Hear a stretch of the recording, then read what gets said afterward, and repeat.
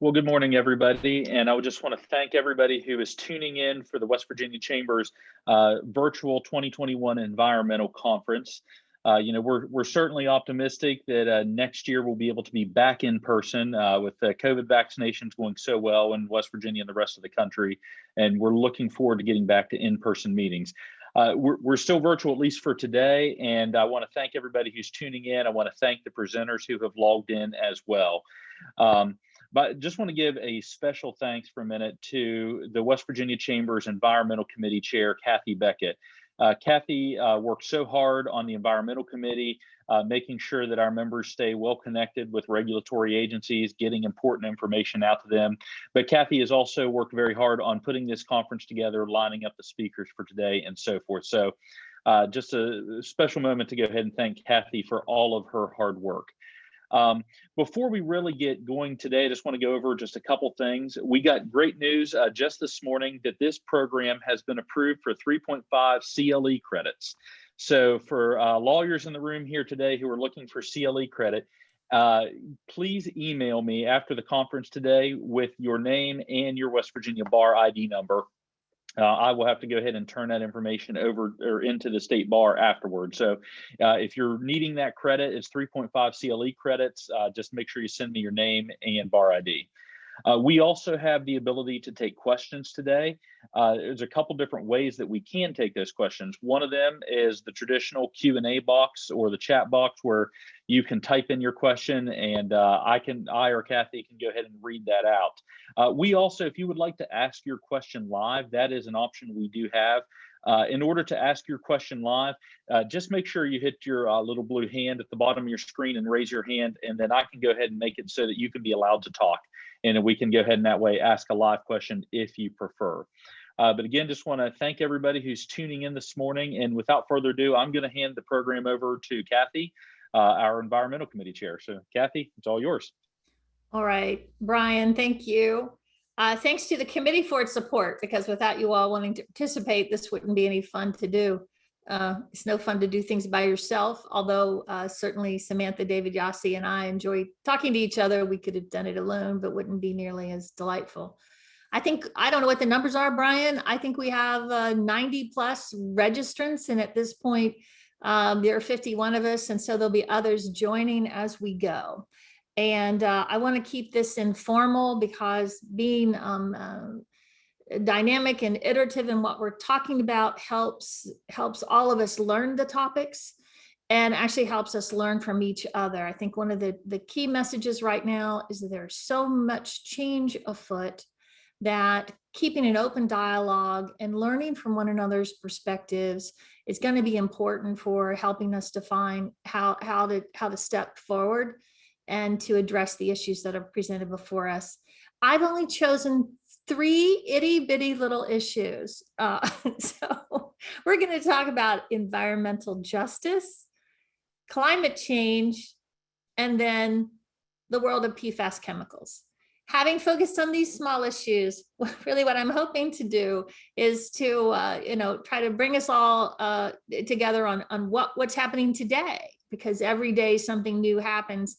And I kind of scanned the press this morning so I could understand maybe something new had happened that I needed to know about so that we could talk about matters in an informed fashion. But let's make short work of this whole introduction process. Please, as I said, we want you to participate.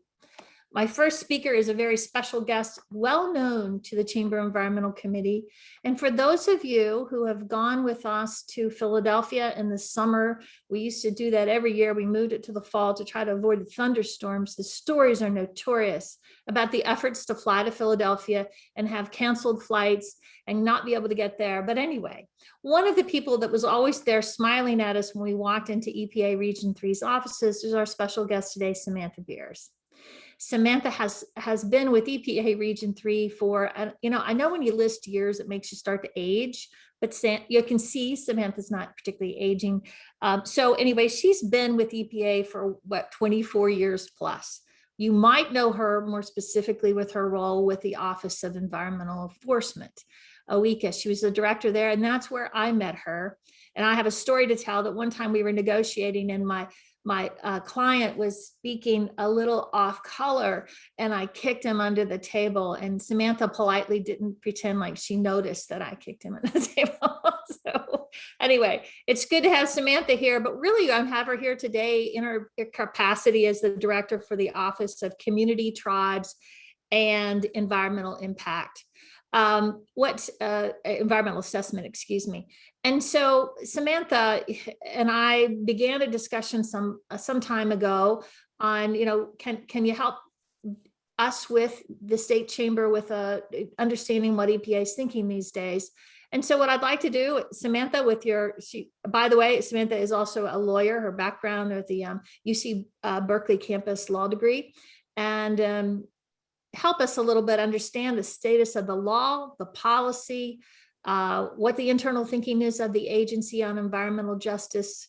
We hear this term tossed about. Samantha, what does it mean? So first and foremost, thank you so much. I think that the relationship that I've been able to build with all of you folks, but particularly with you, Kathy, and others that did come regularly to talk to us, is very important to me. Why is it important? Because all the things that we do are based on relationships, are based on conversations and reaching a mutual understanding. So I'm really grateful to be asked to come and talk to you folks today about something that's in the papers all the time now, and there's a lot of confusion about what it means. So what I'm going to do is give you a little bit of an overview of what is EJ, go through some of the new executive orders. This is a process where when a question hits your head, please either put it in the chat or ask the question live. We can't get to a common understanding unless we have a dialogue. So don't hesitate to interrupt, stop to say, wait a second, what does this mean? Or I think this, or how does it apply to me? That's how we're going to get to the end of the day in a way that makes sense.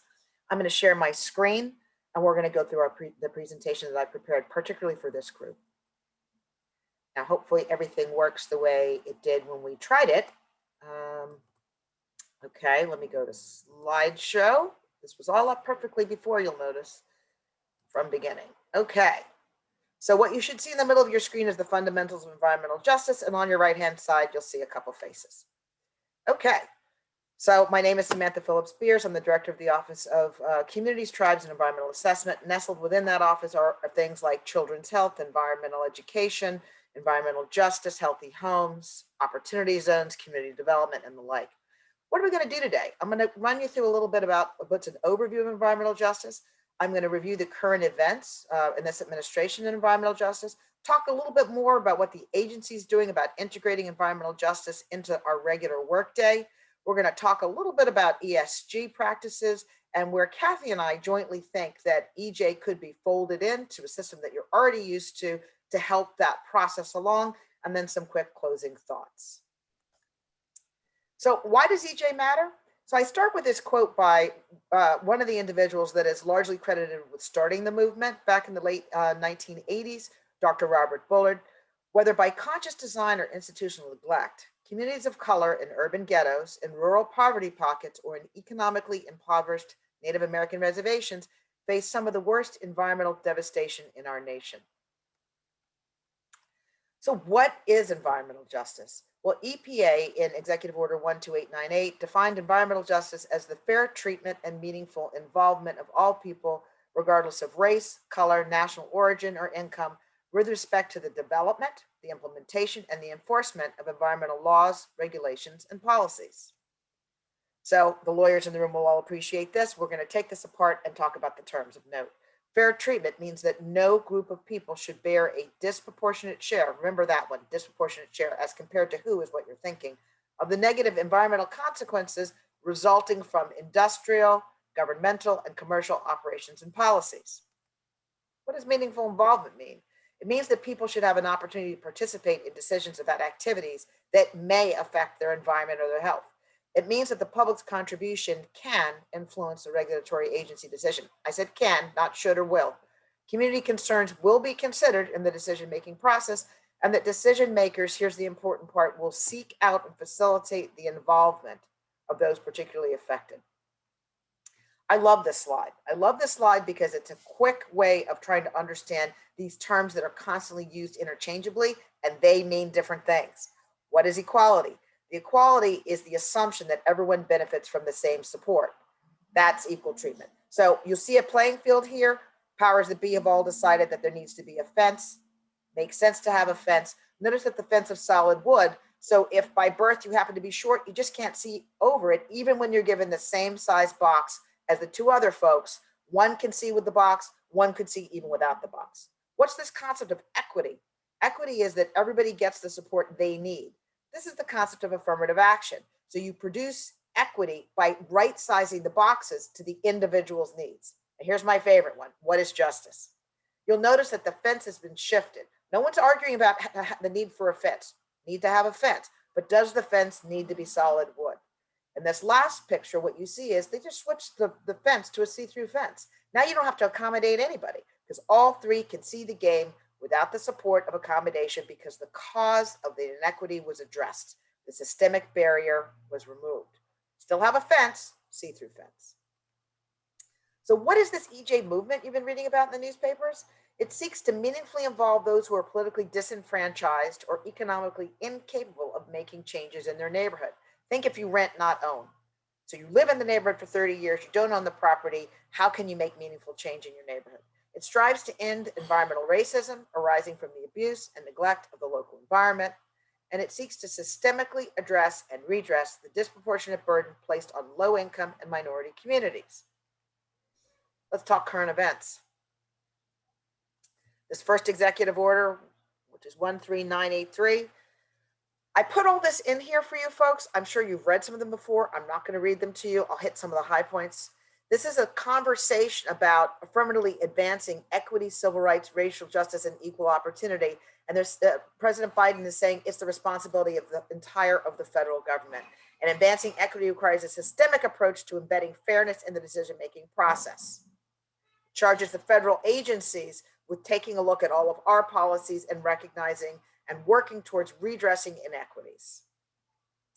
Executive Order 14008 is where agencies, again, the onus is on us at the federal level, making achieving environmental justice a central part of our mission. So it is the Biden administration's policy to secure environmental justice. And here's the important part from my perspective as well, to spur economic opportunity for disadvantaged communities that have been historically marginalized or overburdened. So it's not just the concept of environmental justice, it's environmental justice coupled with development. And I told you at the beginning that one of the things I'm responsible for at US EPA Region 3 is the Opportunity Zone program. So that community-driven development concept. What steps has EPA taken thus far? This is sort of your snapshot of what the work we are currently doing as an agency. There are steps in place now for the enforcement program, the permitting program, regulatory actions, community outreach, as well as a shift in the types of analytical tools we are using. So many of you know or have worked with Larry Starfield. Larry Starfield is the career deputy of OECA. He is currently the acting AA of OECA. So after President Biden issued those two executive orders that were on the previous screens, Larry Starfield and his staff worked on developing new guidance. Two guidances have come out thus far. One on April 26th, using all appropriate injunctive relief tools in civil enforcement settlements. That's a policy document that talks about really fully utilizing the supplemental environmental project process, as well as other processes to try to figure out where there's a wrong, how we can correct it. Additionally, on the 30th of April, Larry issued strengthening enforcement in communities with EJ concerns. Both of those documents can be found on the US EPA website. I did give you guys, though, a quick and dirty overview. I can't help myself. I did a Reader Digest version of all the documents. What can I tell you? Thank you. And I also have had pretty significant conversations with Larry and his staff, my colleague from Region 5, Alan Waltz, and I, as practitioners about how this could and should be implemented in a way that continues to spur economic development. Remember, President Biden talked about EJ in conjunction with economic development, not in lieu of economic development. That's why it's so important that you folks have welcomed me this morning so we could put our heads around how to make this work. Again, I went through the April 30th one as well, talking about how do you make sure that as you, with the scant federal dollars, as we choose where to use our resources, we use them in a way that makes sense to the benefit of EJ communities without negatively impacting economic development. We're talking about increasing engagement. We're talking about conversations. How are people using their land? Make sure that your enforcement actions are geared towards not some esoteric paper thing, but where it actually, the rubber meets the road, and where a human being is using their land in a way that is negatively impacted by the effects of industrialization outside the law. Permitting tools that we have. So EJ Legal Tools was developed in 2014. I do admit I was on that work group and helped write it. We had a big, robust conversation with our state partners about the use of their authorities. I gave a couple of examples here. One is the New Jersey Environmental Justice Law that was recently passed, and how they're beginning to take a look at how do we do permitting in EJ communities? How do we allow the communities to have a voice? How do we act as what I lovingly call conveners of conscience to pull together industry and community to get to a place where people are heard and resolutions are found? On regulatory actions, there's a guidance on considering EJ in the development of a regulatory action. There's three key questions that we are asking our folks that are developing regulatory actions to think about. How did the public participation process provide transparency? You know, gone are the days where we just tell people to go read the Federal Register notice. As Kathy noted earlier, there's over 90 people that have scheduled to be on this conversation with us today. How many of us regularly read the Federal Register notice? I got to tell you, as a practicing attorney, I think I've read it twice in my entire career. We don't do it. Why would we expect communities to do it? And are we reaching out to folks in a way that they're likely to know that something's happening so they can go ahead and participate? Secondly, how did the rule writers identify and address existing or new disproportionate environmental and public health impacts on minority or low income populations? Remember there too, it's not just minority or just low income, it's either or. And then how did the actions undertaken in 1 and 2 impact at all the outcome or the final decision? Remember, we're talking about having people think about these communities, not have the entire process controlled by one community over another. We're talking about having an open forum and conversation, not control. Community outreach. So there's a lot of documents that EPA has written through the years that are talking about how do we enhance community outreach. This is something that we talk about a lot in my shop, and it's something I've personally been involved with for almost 30 years.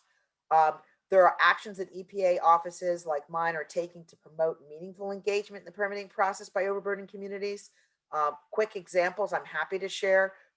One of the things that we like to do in my office, especially during COVID, we don't just assume that everyone's got 5G and has an outward face. And so we don't just tell companies, go ahead and put it on your outward facing website. That's only going to reach certain people. What else can you do? You can share information with faith leaders. You can share information through high schools or other schools so that information has a chance of getting home to people in someone's knapsack. In today's COVID world, we're also encouraging folks to send out a plain postcard about a public meeting where folks can call in and listen and ask questions. That's been a very effective tool to boost and broaden community input into decision making. I'm giving you 2 state examples as well, where states have gotten a little bit more involved in enhancing their public participation. State of Connecticut, for example, under their Public Act 20-6, applicants seeking a permit for a new or expanded applicable facility have to go through this expanded outreach. If you're located in an EJ community, you have to develop a public participation plan and receive approval of that plan. And again, that plan can encourage things like postcards. It can encourage things like reaching out to faith-based leaders, putting information in barbershops. As COVID comes to a little bit more of a manageable scenario and we're better able to hold in-face meetings again, I like the idea of returning to a hybrid model with some folks participating via phone or online and some folks showing up at a site. That is always a helpful thing. New York's passed their new law, Commissioner Policy -29, where DEC is providing enhanced accessibility to public information. They're using GIS to better identify EJ areas. They're working to enhance public participation. They have a public participation plan required in permits, and they're doing a phased approach as they enter into different communities to better determine existing environmental impact. So what tools is EPA using right now? So we have something called EJ Screen. It was originally began being developed in around 2006. Again, yes, I admit it, I was on that work group. It takes different data sets and combines it together. So by a lat long, you get a snapshot, everything from the NADA data, the National Air Toxics data, to demographic data, to census data like female head of household, age of the housing stock. It sort of gives you from your desktop a little bit more of a snapshot of what that community looks like. So you're saying to me, well, why would that be important? Well, let's say you're getting ready to do some community outreach. You may want to know that the dominant language in that community may be Spanish or Chinese or Vietnamese. We had a big super fun issue where the dominant language in that community was Polish. So if you're going to do community outreach, you might need to do some of that in Polish if that's the dominant community. Just one more note on that. Within Region 3, we've developed an SOP for EJ Screen, and under my leadership, we've done more than 2,000 EJ screens a year for the last 5 years, with the concept that knowing more about the community you're going into always helps, whether you're a permitter, whether you're a field inspector, no matter what your job is, it's better to know a little bit more about who lives around that community. An individual from my staff, Matt Lee, is now working on the national group for it through the White House of developing an additional tool that was announced in the Executive Order 14008. So at the national level right now, there's a group that is putting together a new EJ screen that'll include more data sets and will be used in a slightly different way. May be important to note too that the EJ screen that we currently have in use now has climate change information available as well. So you can look for low-lying areas and flooding risk areas when you're pulling up information about a community. Several states have done a lot of work towards developing really amazing tools that are much more advanced right now than the EJ Screen tool, which is like the EJ Screen tool is constrained by having to use nationally consistent data sets. So what we like to say is EJ Screen is your basement, and then you can layer onto EJ Screen data sets that may be available only in the community that you're working in. So for example, in West Virginia, you might start with EJ Screen and then reach out to your public health agency and layer on additional data that may be important in order to figure out the community and what risks, if any, that community is currently suffering from.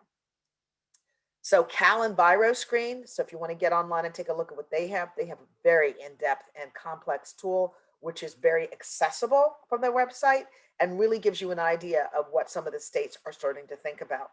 The state of Washington has a tracking network that I also recommend if you're just trying to figure out what's out there. And right now, Maryland is in the midst of developing their tool, and they're working collaboratively. And here's another idea for you. They're working collaboratively with Dr. Wilson, who's at the University of Maryland in College Park.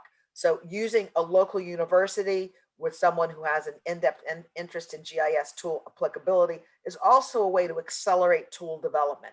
Understanding that many times state agencies are burdened with a lot of everyday concerns and don't necessarily have that carve out of 3 to 5 folks that are just data thrilled and are going to dive all in and use a year of their time to develop a tool. There's additional data out there as well that we recommend people taking a look at as you're trying to figure out what's going on in your communities. Additionally, at EPA Region 3, I've been fortunate enough to spend the last 25 years working with an individual named Reggie Harris.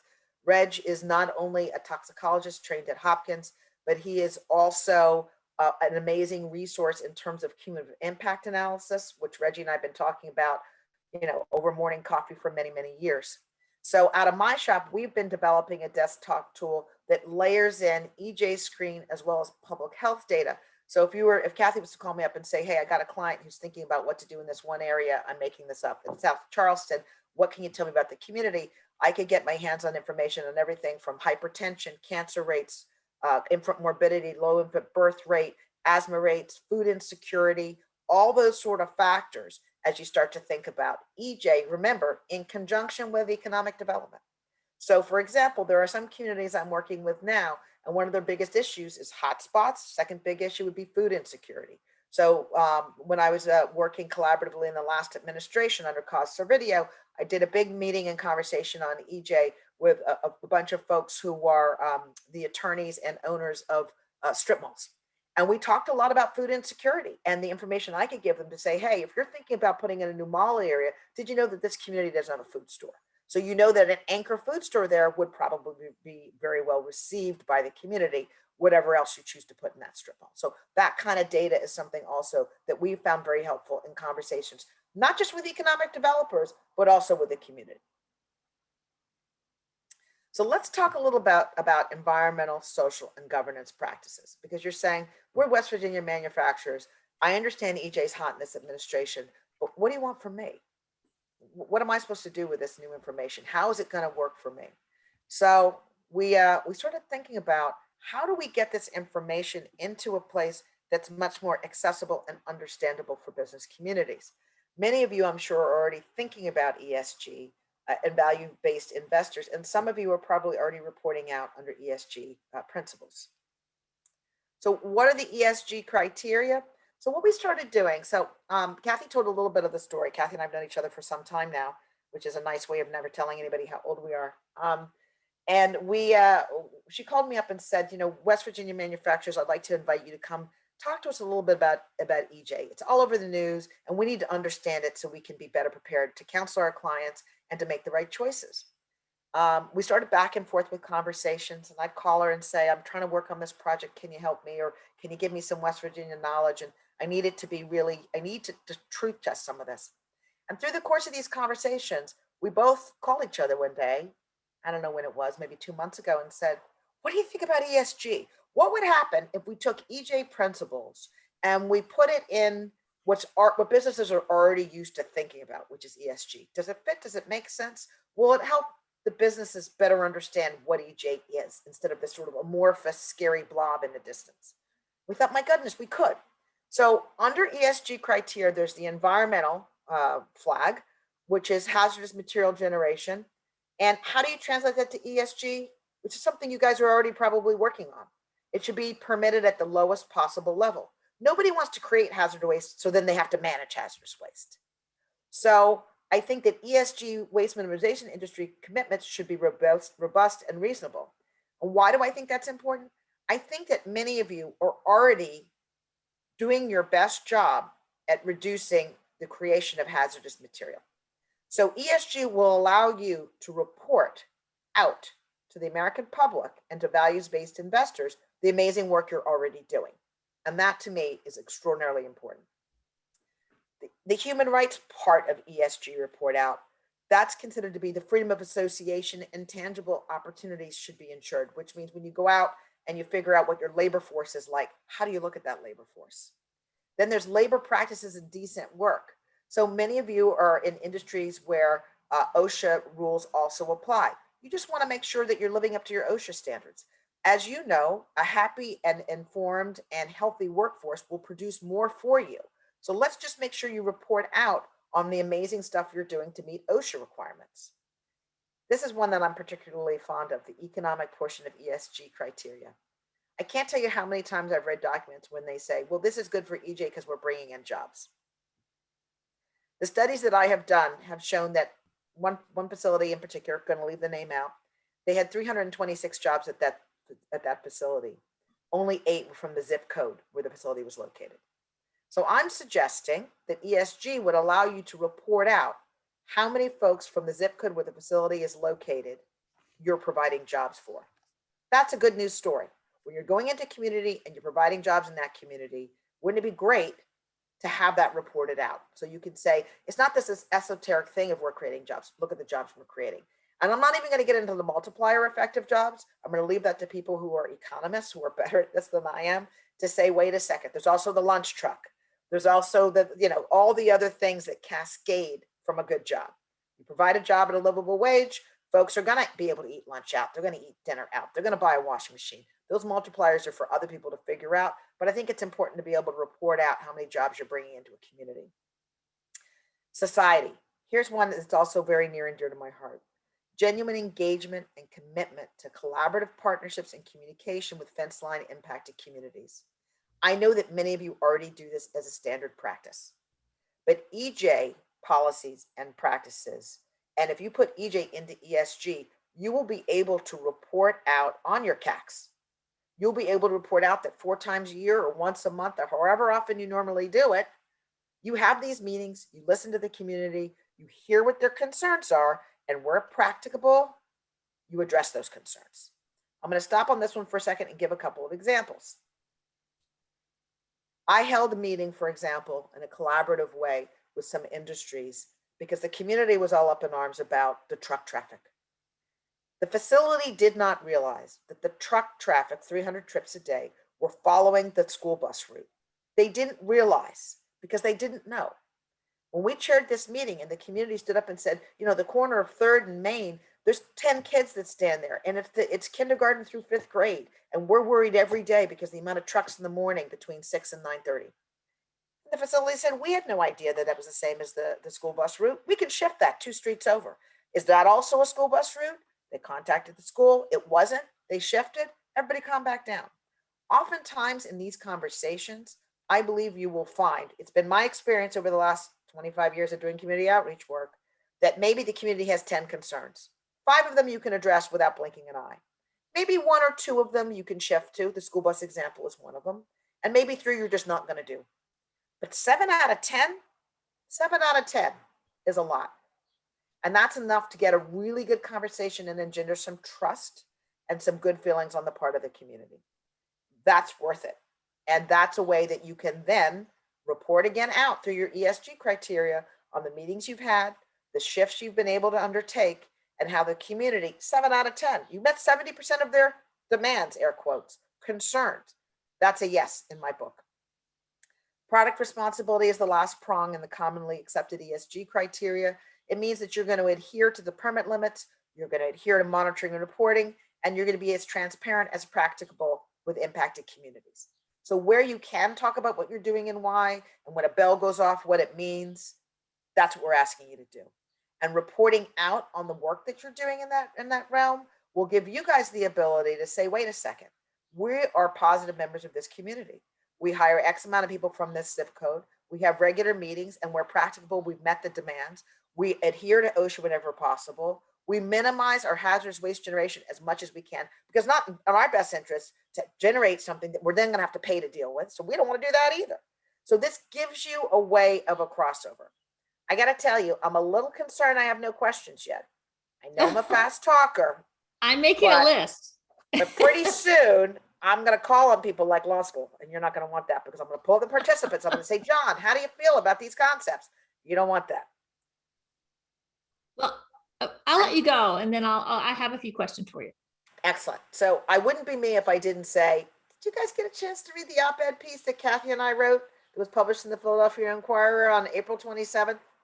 It gives you an opportunity to hear a little bit about our view, our shared vision of how we need and want corporate America at the table with us as we talk about what does EJ mean, how do we incorporate it into ESG, and how do we start to talk about what we're doing using EJ language so folks understand the importance of the work we are all undertaking in a changing world.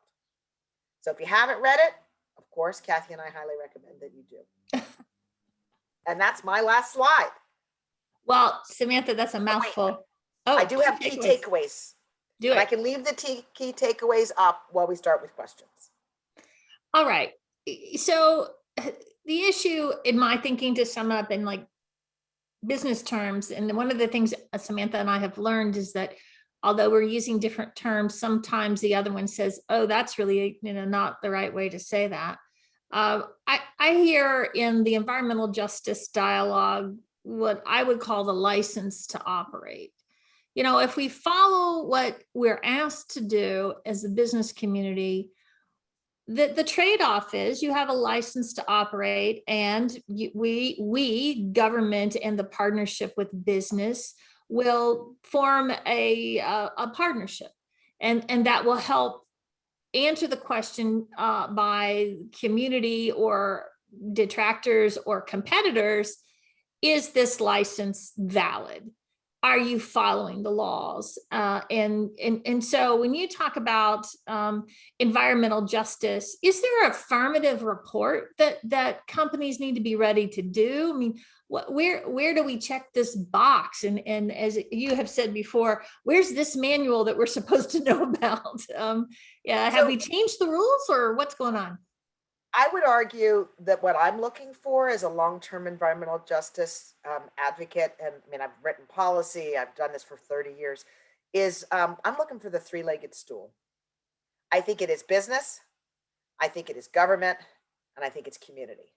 And I think the strength of the three-legged stool means that as your business practices shift, change, grow, expand, bring in new technologies, the stool's going to stand and be supportive. What you don't want is be in the midst of some exciting new thing that you're working on, and the only people that know about it is your state regulator. That's not going to work. I can give a very quick example of that. I've done work in the city of Chester, Pennsylvania now. I guess I started working there in 1993 when the citizens hired a lawyer to file a lawsuit on concerned citizens of Chester versus Pennsylvania DEP. They argued that they had a disproportionate share of hazardous waste and hazardous materials in their community. That case ultimately went as far as the Supreme Court, and I was one of the attorneys who helped draft the original brief that was an amicus brief on the side of the citizens. In that particular matter, 8 out of 10 existing hazardous waste permits were in the city of Chester for all of Delaware County. One of the things that came out of that experience was the need to have regular conversations. And we set up something called the Chester Environmental Partnership with all the stakeholders, all the businesses, state PADEP shows up, EPA shows up, faith-based leaders show up. We have once a month meetings for 21 years now, 21 years, the third Wednesday of the month. So one of the industries thought about going into the city of Chester and putting in an LNG facility.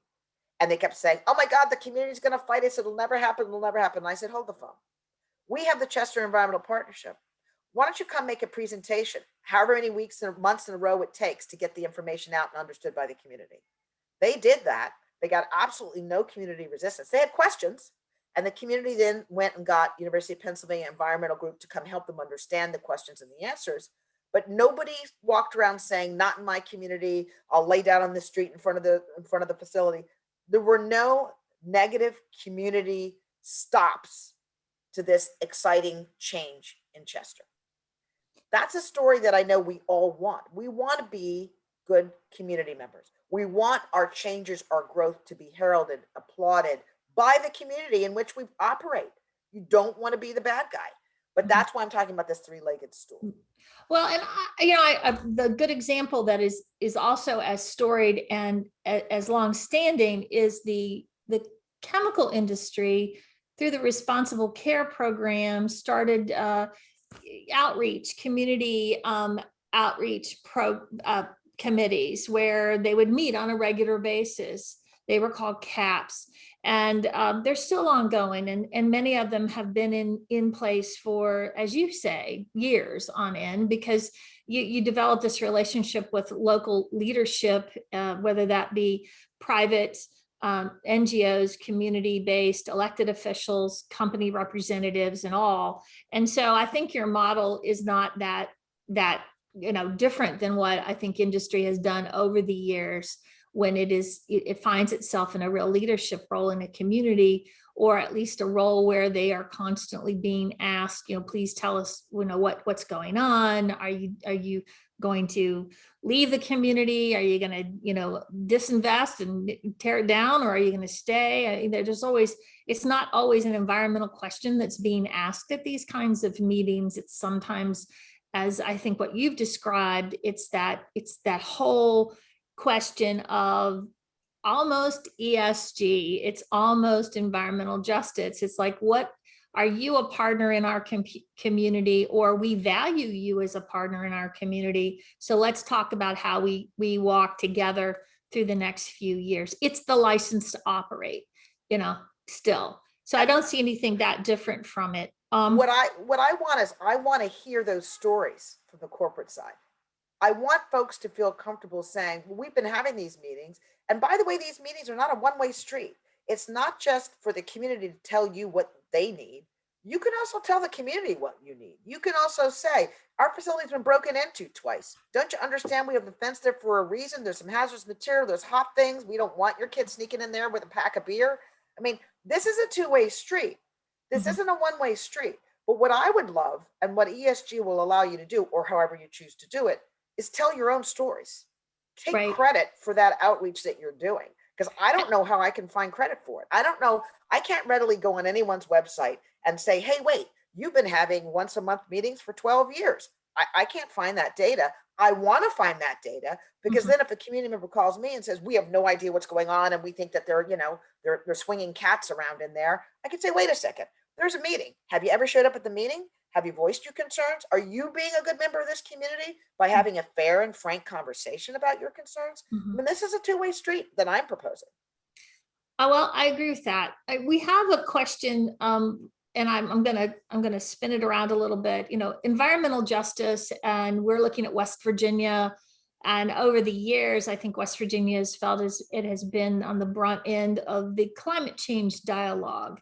And it's not been a dialogue that has welcomed West Virginia to talk about it. In fact, we're almost dismissed, you know, well, what can you add to the climate change discussion?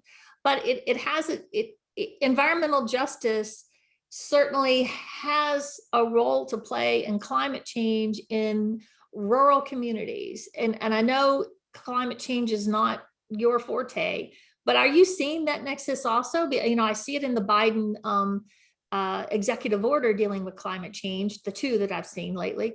So what are your thoughts about how do you balance, how do we begin to put our arms around those issues? I know you're struggling with it too. So I don't pretend to be an expert in climate change. My background as an attorney, and then in managing an enforcement program, 17 statutes in 6 states. But through that whole period, I was also managing the EJ program. But what I have noticed is, first of all, the most important thing in any community, I'm sorry, I'm going to say it, it's jobs. Okay. You got to have an economic driver. But as you think about that economic driver, you need to think about the impact on the community, whether that's accelerating climate change issues, whether that's mitigating climate change issues, even if it's a place to talk about technologies for climate change issues. When I've been involved doing work in West Virginia since 1996. And one of the things that I have noticed is that a big conversation for folks are the boil water orders that are coming out. So you have some of the negative effects of climate change, one would argue, about what's happening in water supply, rural water supplies, and how are we going to handle it. So the reality with EJ is the less resources you have, the less resilient you are to any change, but most definitely to negative change. So we saw it all unfortunately unfold during the hurricane. There was an assumption made that people would get in their cars and drive away, which made the assumption in New Orleans that everyone had a car, which, as we all saw, was not the right assumption. So as you look at West Virginia, where you have some families that have significant environmental challenges, where they need jobs with livable wages, they're looking to the business community to say, we want these jobs.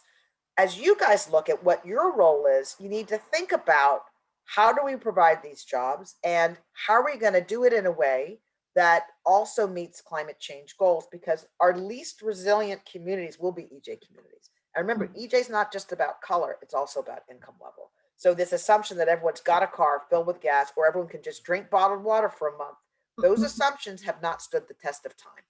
And so, you know, early on in our discussion, I'll confess, you sent me an EJ screen snapshot of a community in West Virginia, and my email back was, well, you've just done us in.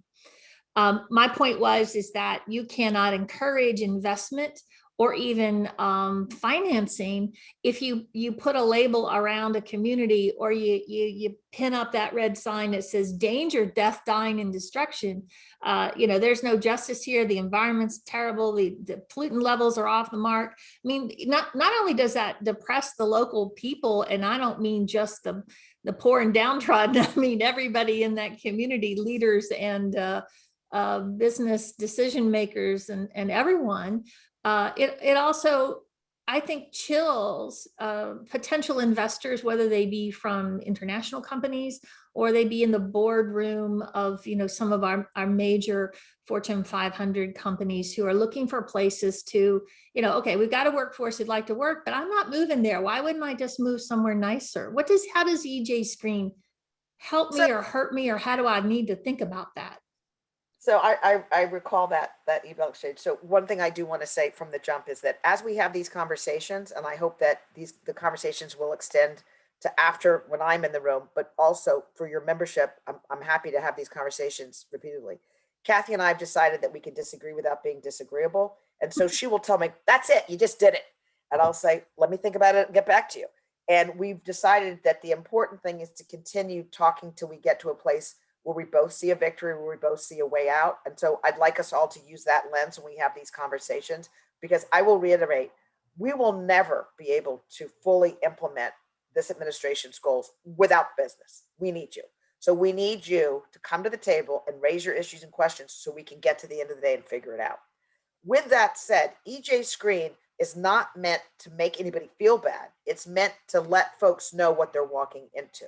So if you're going to, let's use a company that I adore. So I just read that Peloton is actually now manufacturing in the United States. I'm a big Peloton person. I admit it. They shut all my gyms. I ran out and bought a Peloton. So they're now manufacturing in Tennessee. Well, shame on you guys, West Virginia. Why don't you rally for those jobs? It's 200 jobs. It's manufacturing. And I would argue that within West Virginia, on my knowledge of West Virginia, you've got workforce that would love those jobs. So what I think this administration is saying is the problem is bigger than one federal agency. You read in Executive Order 14008 and 13932. We're talking about across the federal family, what does it take to have West Virginia have a robust and growing, diversified economy? What's it going to take? It may take Department of Labor to come in with some grants so that when folks are returning to the workforce, having either been incarcerated or in rehab, they have some supported wages so companies will take a chance on them. Mm-hmm. It may take Department of Education partnering with community colleges to take that workforce and get them skilled up in machinery or whatever, so they're better ready to meet the challenges and walk in. If you know you're learning in a company and they're going to open their doors in the fall of 2023, what community classes need to be offered now at a subsidized rate so that you'll have a workforce ready to walk through that door? And what commitment of folks around the table, faith leaders, elected officials, block captains, and industry, as well as community, what conversations do we need to have so we are ready to seize those opportunities and make the best of it? You know, my mom used to always say, may she rest in peace, luck means being ready when it's your turn. Well, I think it's your turn, West Virginia. So let's look at this federal family and figure out how we can best deal with the reality of getting folks diversified in their training and thinking so we can seize these days, even if there's a map that says you got poverty, undereducation, asthma, breathing issue, whatever. So you're walking into this community, but it is our responsibility to get you ready for that road race. You don't walk out day one having never run a day in your life and do a 26-mile marathon. So you talk about, and I've seen it in the documents that we're talking, all the federal agencies now are going to have an environmental justice officer or director, whatever they're called. In all the primary major, cabinet level agencies, Department of Transportation, they did a wonderful presentation not too long ago. Buttigieg knows what he's doing. He's very social, so he knows how to articulate things. We're seeing the Department of Energy has its EJ, Environmental Justice Officer, and of course EPA. Are you seeing anything out of that? Are they turning to you and saying, help us find out how we apply this in a fashion that all boats rise? We have this economic, I'm uncertain how that's working. I think I see it from the outside. Is there anything you can share with us from the inside? So I can share that that EPA's in a interesting position right now, because in the original executive order signed in 1994, Executive Order 12898, EPA was charged with sort of being the keeper of the flame. So we have some folks within our agency, in Region 9, 5, and 3, and then some at headquarters that have real drill down knowledge on EJ and have been practitioners for many years. So we are being called upon to help look at this vision. I think that there's something called the Interagency Working Group headed out of CEQ. Many of us have worked with Brenda Mallory. She's phenomenal, energy and spirit, and trying to get the federal agencies to jointly do work. You may have heard about the American Recovery Program funding. There's $50 million that was allocated, and the announcement hopefully will come shortly about where those projects will be located. and $50 million in air monitoring money, again, across the country. That's $100 million in projects to sort of do some drill down, some visioning, and deal with some immediate issues that need to be handled.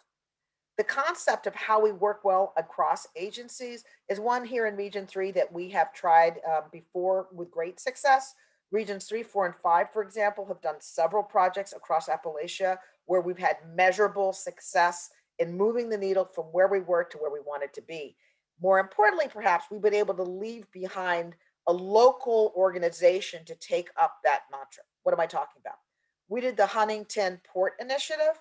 Regions 3, 4, and 5 got together. We did EJ listening sessions to find out what the community was worried about. And the community felt very strongly that nobody, because it was Kentucky, Ohio, and West Virginia, that nobody was really paying attention. There was no centralized port authority to regulate, to talk to ask questions of, or to ensure compliance. We did, I guess it was about a 2-year effort. We went down, we did only about 11 inspections at major facilities. We did 170 driving and compliance assistance outreach conversations. We held 4 large meetings, 2 on the West Virginia side, one at West Virginia University and one at the one in Wheeling, that's name's escaping me right this second. Oh, Not Mark. Wheeling Jesuit. Wheeling Yeah, Jesuit. yes. And then on the east, in East Ohio, they held, and in Eastern Kentucky. But perhaps most importantly, through the work that we did, folks that were running the port decided that they needed to stand up their own port agency, and they did. So we're not about, the federal agency can help get the folks together, put in the seed money, hear the voices, but we're counting on you guys to continue the work once we help start it. Mhm. That's why I'm saying it's imperative to have you at the table. The questions are very, very important to hear. We need to work through the issues. We need to come up with a plan where the federal seed money and new lens can lead to significant economic revitalization in all our communities, but most certainly in Appalachia as well. And I think that's where you and I meet up on the ESG, EJ. It's the federal investment of, and honestly, I've watched major projects fail, but maybe thrive in other countries because the government was underwriting a fair amount of the girth. And so if at this point in time in the United States, we are thinking of federal investments to help transition the economy to this climate change and environmental, and as we go, pull in environmental justice as well as other important principles. Now we can take federal investment dollars and marry those up with ESG initiatives that will actually take what would be everyone can do little modest bits. But if we decided that on a collaborative level, let me just say a brand new airport would be a good idea, then we can pull in and take, a few dollars here, a few dollars there. And the next thing you know, you have a massive initiative. And so among the things is just what you're saying. Is there a role for business to have a voice in economic development that's being sponsored by the federal government? Well, hell yeah, absolutely. there is. Absolutely. Yeah. We have to have you guys at the table. I'd like to turn this from a moment to a isn't it interesting moment. We're on the precipice of a lot of change. And I think that understanding that we all have a positive role to play in implementing this administration's strategies is vital. We're talking about economic development, partnering with EJ considerations across the federal government, the federal family, in terms of economic revitalization. Now, Kathy raised an airport. I don't know that. I'm not going to pretend to, but let's just lean into that as an example and pretend that the powers that be all decide that we need another airport, or that airports are important for the economic development. Let's say airports, fortifying and upgrading the rail lines throughout West Virginia, as well as dealing with the interior port. Let's talk infrastructure.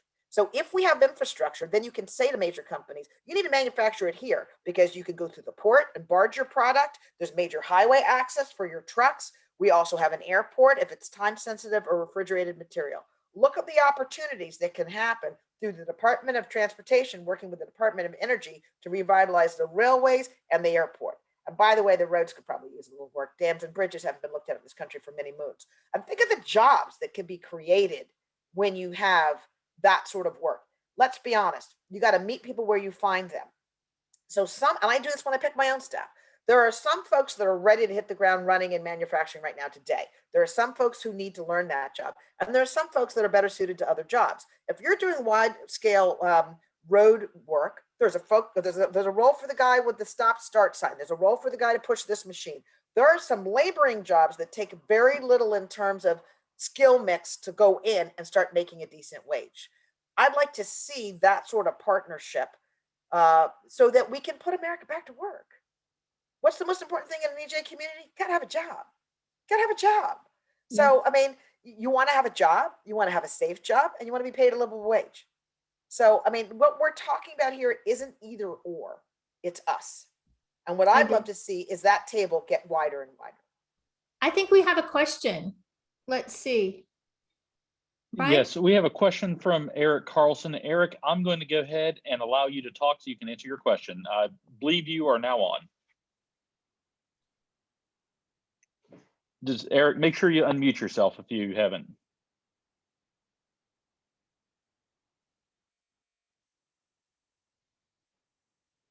Okay, he might not be there. Kathy, I think we had another question in the chat box if you want to move to that, and then we can come back to Any Eric. tips on revitalizing the longstanding CAP in rural communities?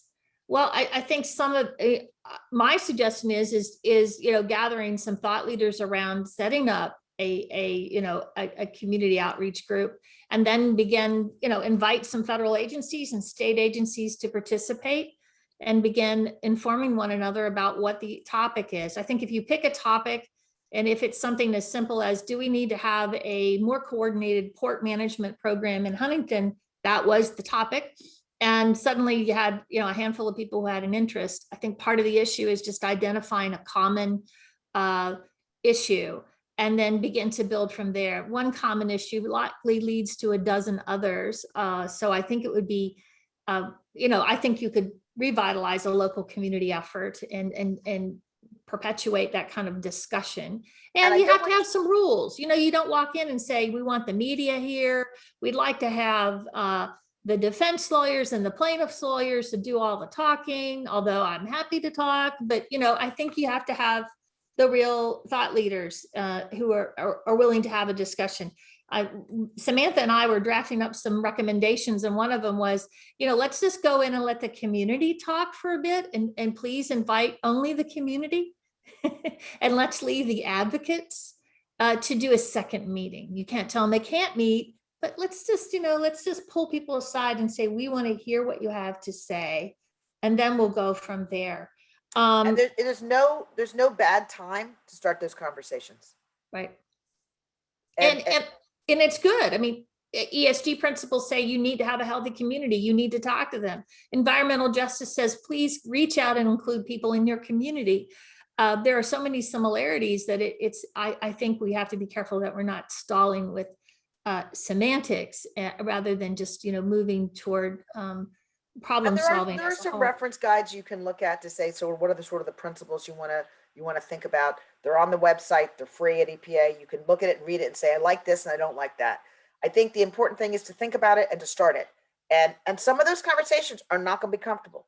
The first one is always the hardest. I used to joke around. I've been going to the National Environmental Justice meetings since 1995. I think I've missed 2 of them. And I used to always say, just put on a suit and walk around with a bullseye on my back because someone's going to come and tell me everything that's not working. But I kept showing up and I kept listening. And where I had an answer, I gave it. Where I didn't have an answer, I said, that's an interesting point. Let me see if I can figure it out. And I always got back to people. So after a while, people loved seeing me because they knew I was a straight shooter. I was going to share what I could. And where there was something that was outlandish, I was going to say, come on, that's not the company's fault. You don't want me to seriously walk over and say something that silly.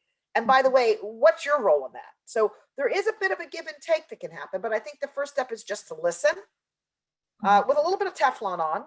And then the second step is to figure out what among the things raised you can do something about. Right. I agree. Eric Carlson, I think, has his phone unmuted now. Eric? Yes, thank you very much. And good hearing both of you, Kathy and Samantha, again, as I'm back here in West Virginia. But my question is really, is there a way we can marry environmental justice to some of the climate change? I obviously represent the forest products industry, and we have a lot of our investors now investing in landscapes here and verifying their carbon sequestration as we manufacture carbon products and solid wood manufacturing. And there is going to be a transition in a lot of rural West Virginia as we look at the change in the industries that we've had, especially in the southern part of the state and certain pockets. Is there a way we can marry this and provide some incentives for the industries that are bringing more carbon into our atmosphere and addressing climate change in a substantive way with trying to provide jobs in these communities, manufacturing new products and new innovative products?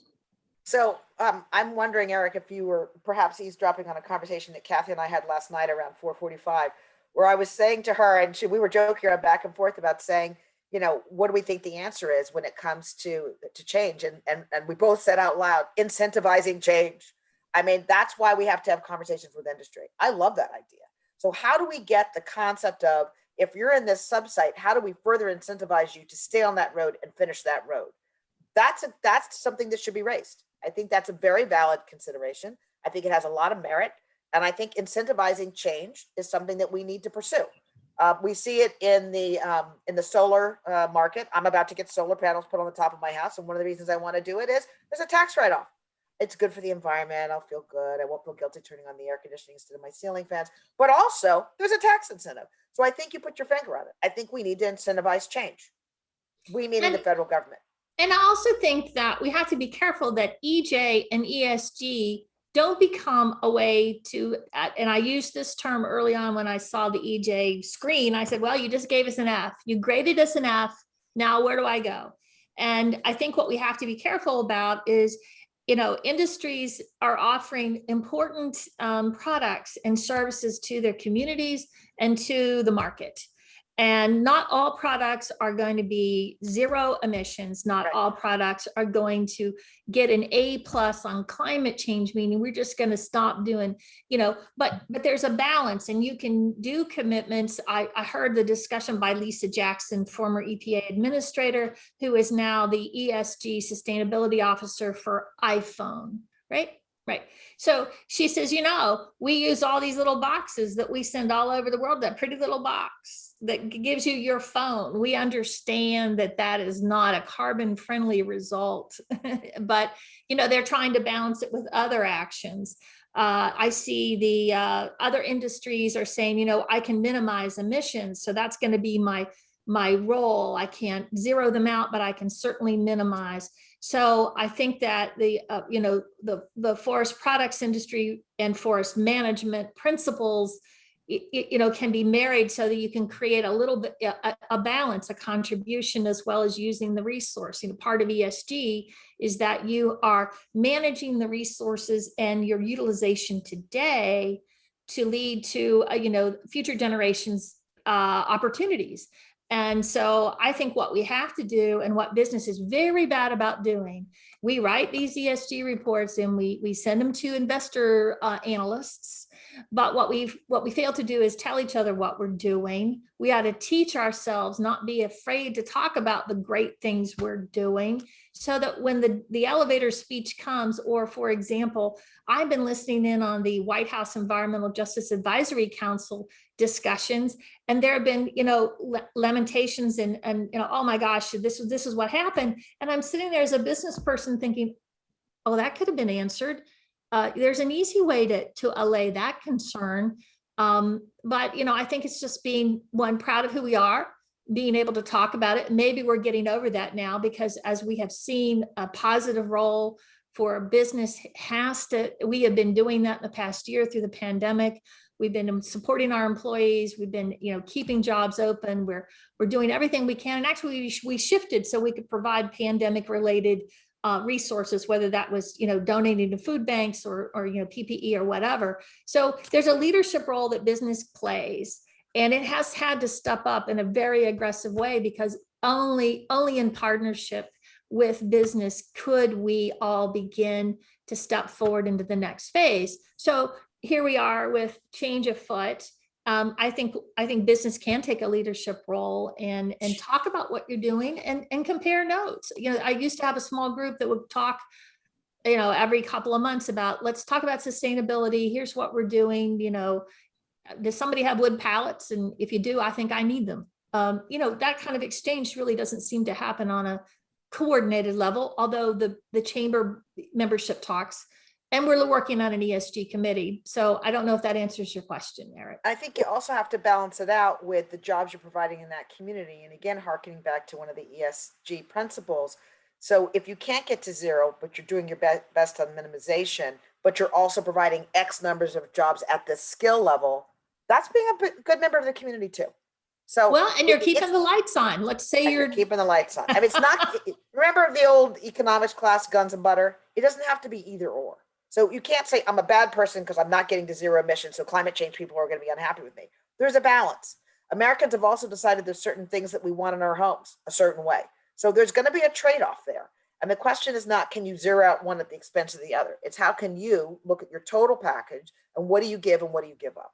And I think it's learning to, as Kathy was saying, it's learning to talk publicly about how you got to that decision and the merits of that decision in a way that people can understand will help folks better understand your role in community revitalization.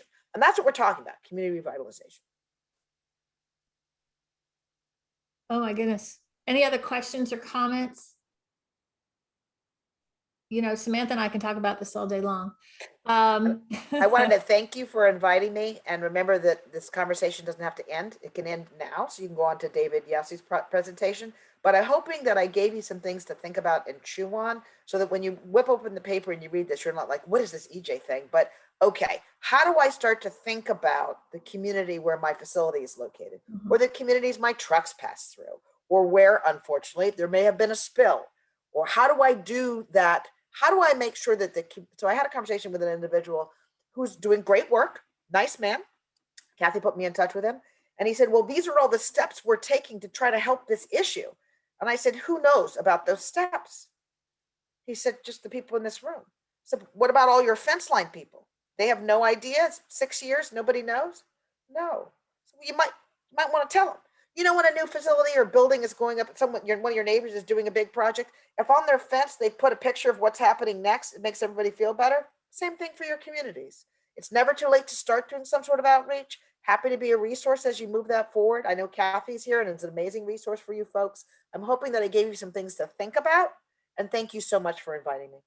Oh, well, thank you, Samantha. And I know that she is sought after in lots of different venues and groups. So thank you for taking your time with us this morning. You're welcome to hang in, but I also know you have 1,001 things to do. So on behalf of the West Virginia Chamber, thank you, thank you, thank you. Thank you. Mm-hmm. Our next presenter is David Jossey, and I don't know how much introduction we all need for David, not because, well, maybe because you're old, but we're all old.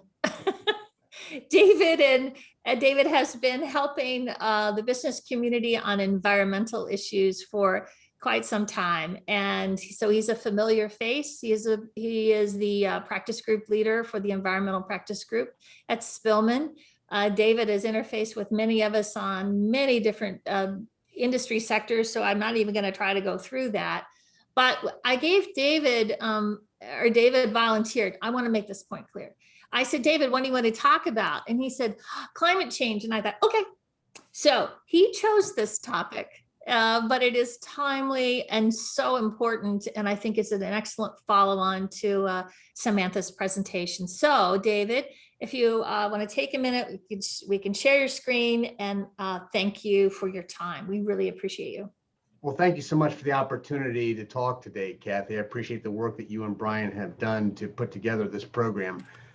Let me ask, first of all, can you see my screen? No.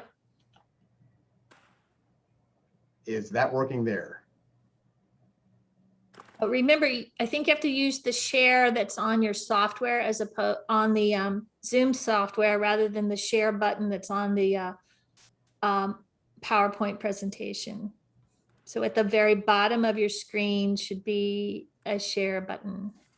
I am working off top and bottom, and it's a green button that says share screen. No, not seeing that.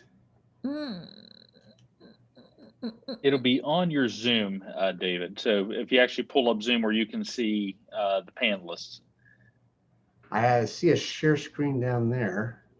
that's what you want. That's it. Yeah.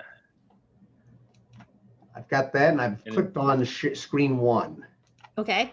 Now, if you click on screen 1, go down to the right and it says share. Even if you click on it, you have to do one more click. Oh, there you go. Got it? Yay. We're up. Thank you so much for the help, and thank you all for your patience and with my technological ineptitude. Again, appreciate Kathy and Brian giving me the opportunity to talk today about climate change and what I'm calling the cost of coming clean.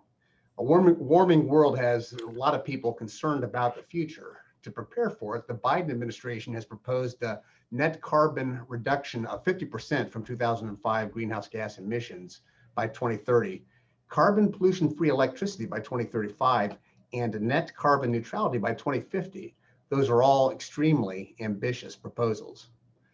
Let's put that in context on a worldwide scale. To replace all fossil fuel consumption with power sources with zero carbon emissions will require replacing the almost 500 exajoules of fossil fuels currently in electricity generation, vehicles, and industrial sources. That would require adding one large nuclear plant or 1,500 2.5 megawatt wind turbines every day for the next 30 years, and decommissioning an equivalent amount of fossil fuel sources. That does not count the expected increases in energy demand, including demand from the 1.5 billion people who do not currently have access to basic power, which would mean thousands of additional nuclear plants or millions more windmills. Climate change is going to be an important issue for years to come. This presentation is going to look at what has happened during the time of increased greenhouse gas emissions, and then look at how the increased emissions have had effect on climate change mitigation and how that could affect West Virginia. First, let's take a look at some of the historical temperature and CO2 data. On a millennial timescale, we can tell from CO2 and temperature indicating proxies that are trapped in the ice in Antarctica and Greenland that are then drilled out of there with boreholes, that there's a strong correlation between CO2 and temperature as the world moves in and out of ice ages. The CO2 lags or follows temperature changes, not vice versa, suggesting that in the past, CO2 changes have not driven temperature changes. The CO2 increases after temperature rises. On a century timescale, there have been temperature fluctuations unrelated to CO2 levels. On the left of the graph, you can see the Roman climate optimum. In around 1000 is the height of the medieval warm period, followed by an extended cold period referred to as the Little Ice Age. The red line is the level of CO2 in the atmosphere, which was low until the start of the Industrial Revolution. Since then, CO2 levels have increased from about 280 parts per million to 420 parts per million due to human emissions. The Paris Climate Change Agreement was intended to keep temperatures from rising 2 degrees centigrade, preferably 1.5 degrees centigrade by the end of this century. Here we see a temperature rise of roughly 1.6 degrees centigrade since about 1870. So we've already seen a temperature increase since 1870 that is portrayed as dangerous. Let's look at what has happened during that time while the Earth was warming. Climate-related deaths have dropped precipitously in the past 100 years. Better warning, better structures, faster emergency response have driven down the number of deaths.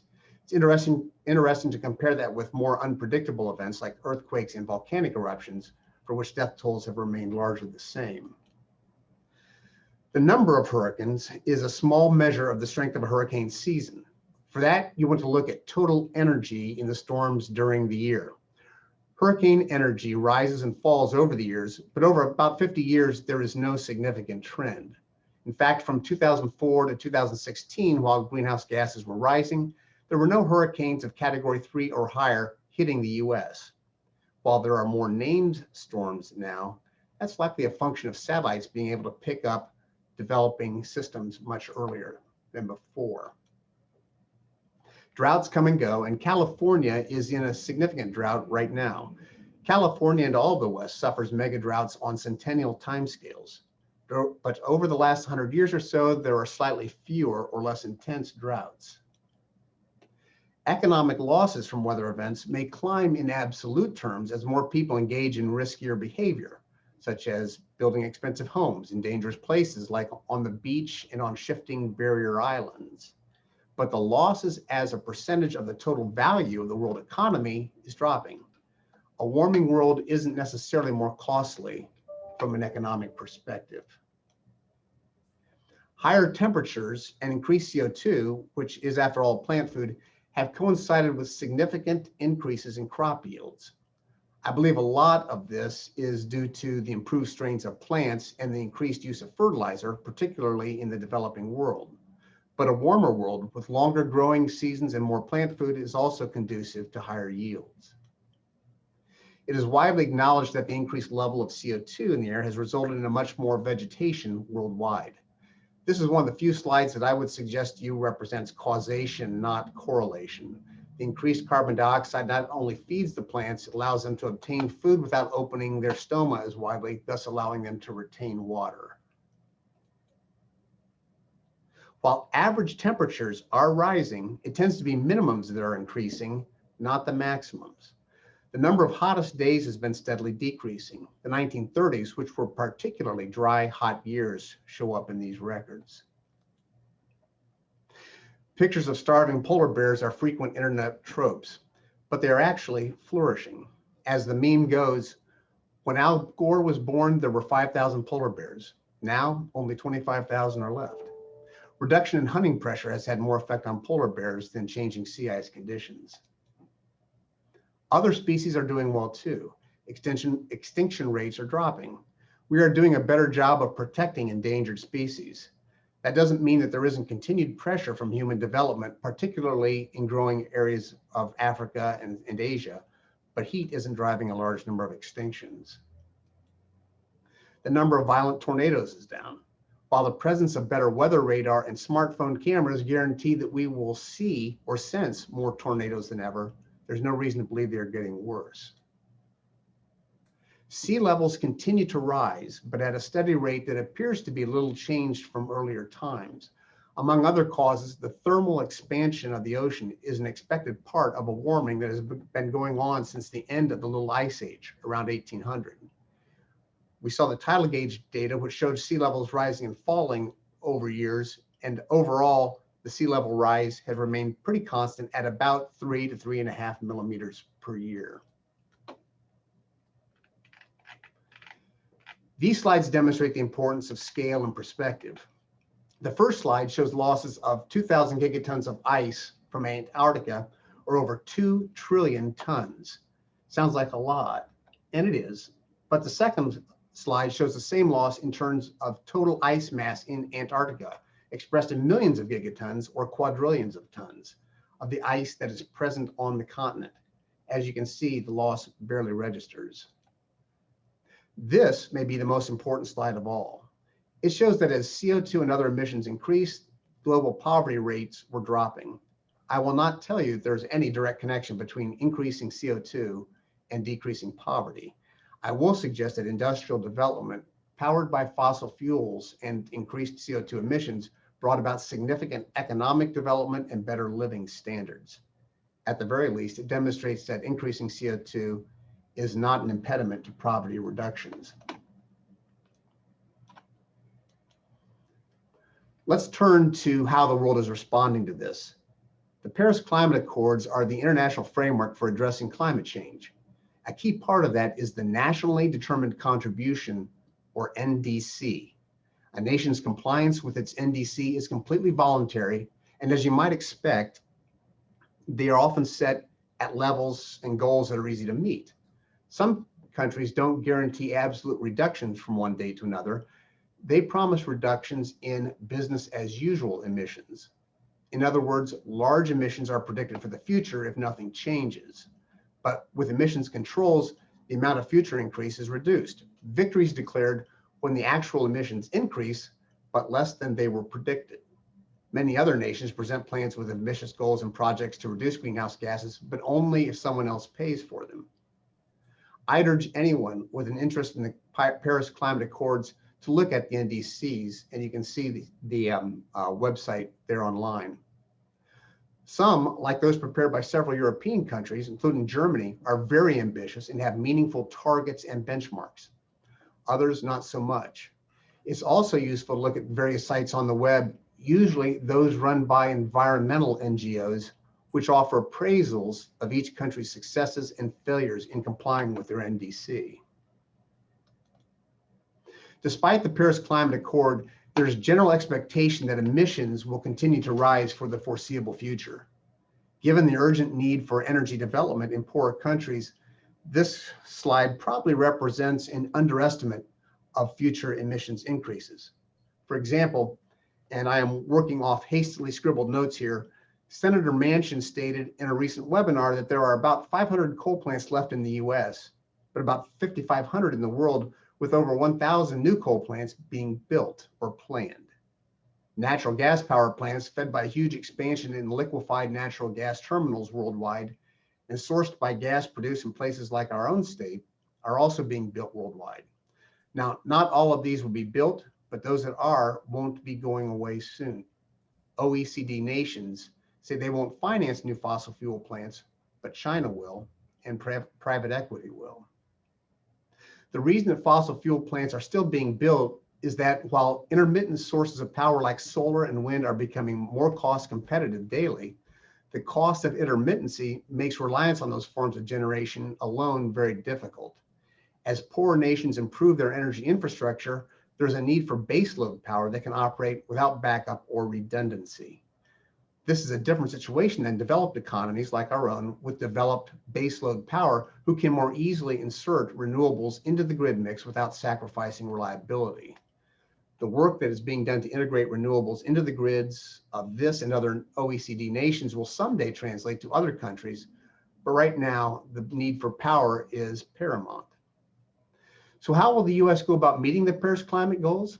President Biden has announced a flurry of initiatives directed at studying and understanding how reductions might be achieved.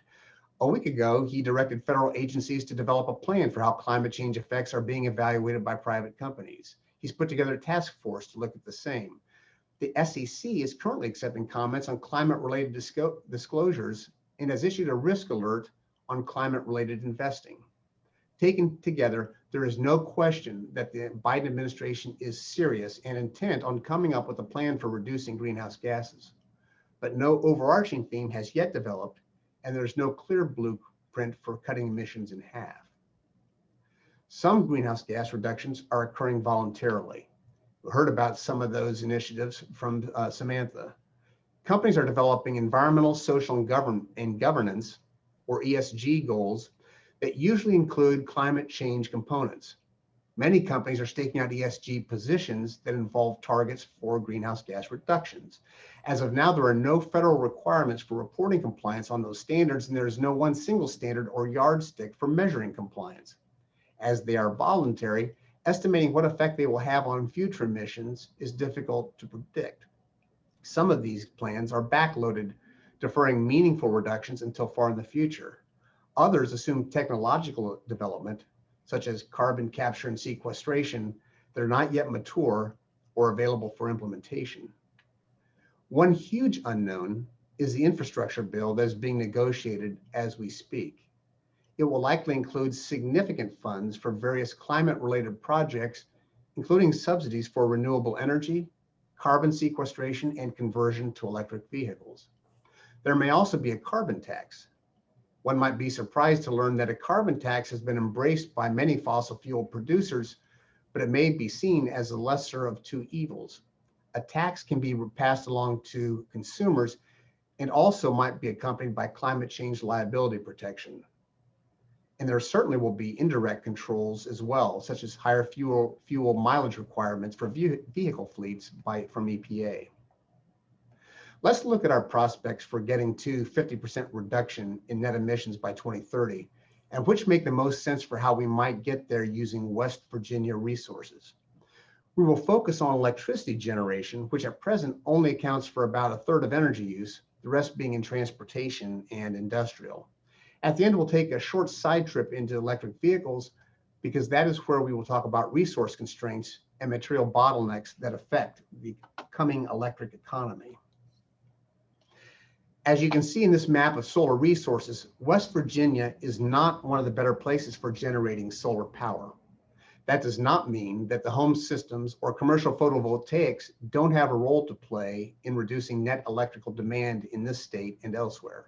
Changes made during the last West Virginia legislative session to encourage use of solar systems are an example of the opportunities that will be presented to state citizens and a sign of the seriousness that legislators take in developing renewable resources.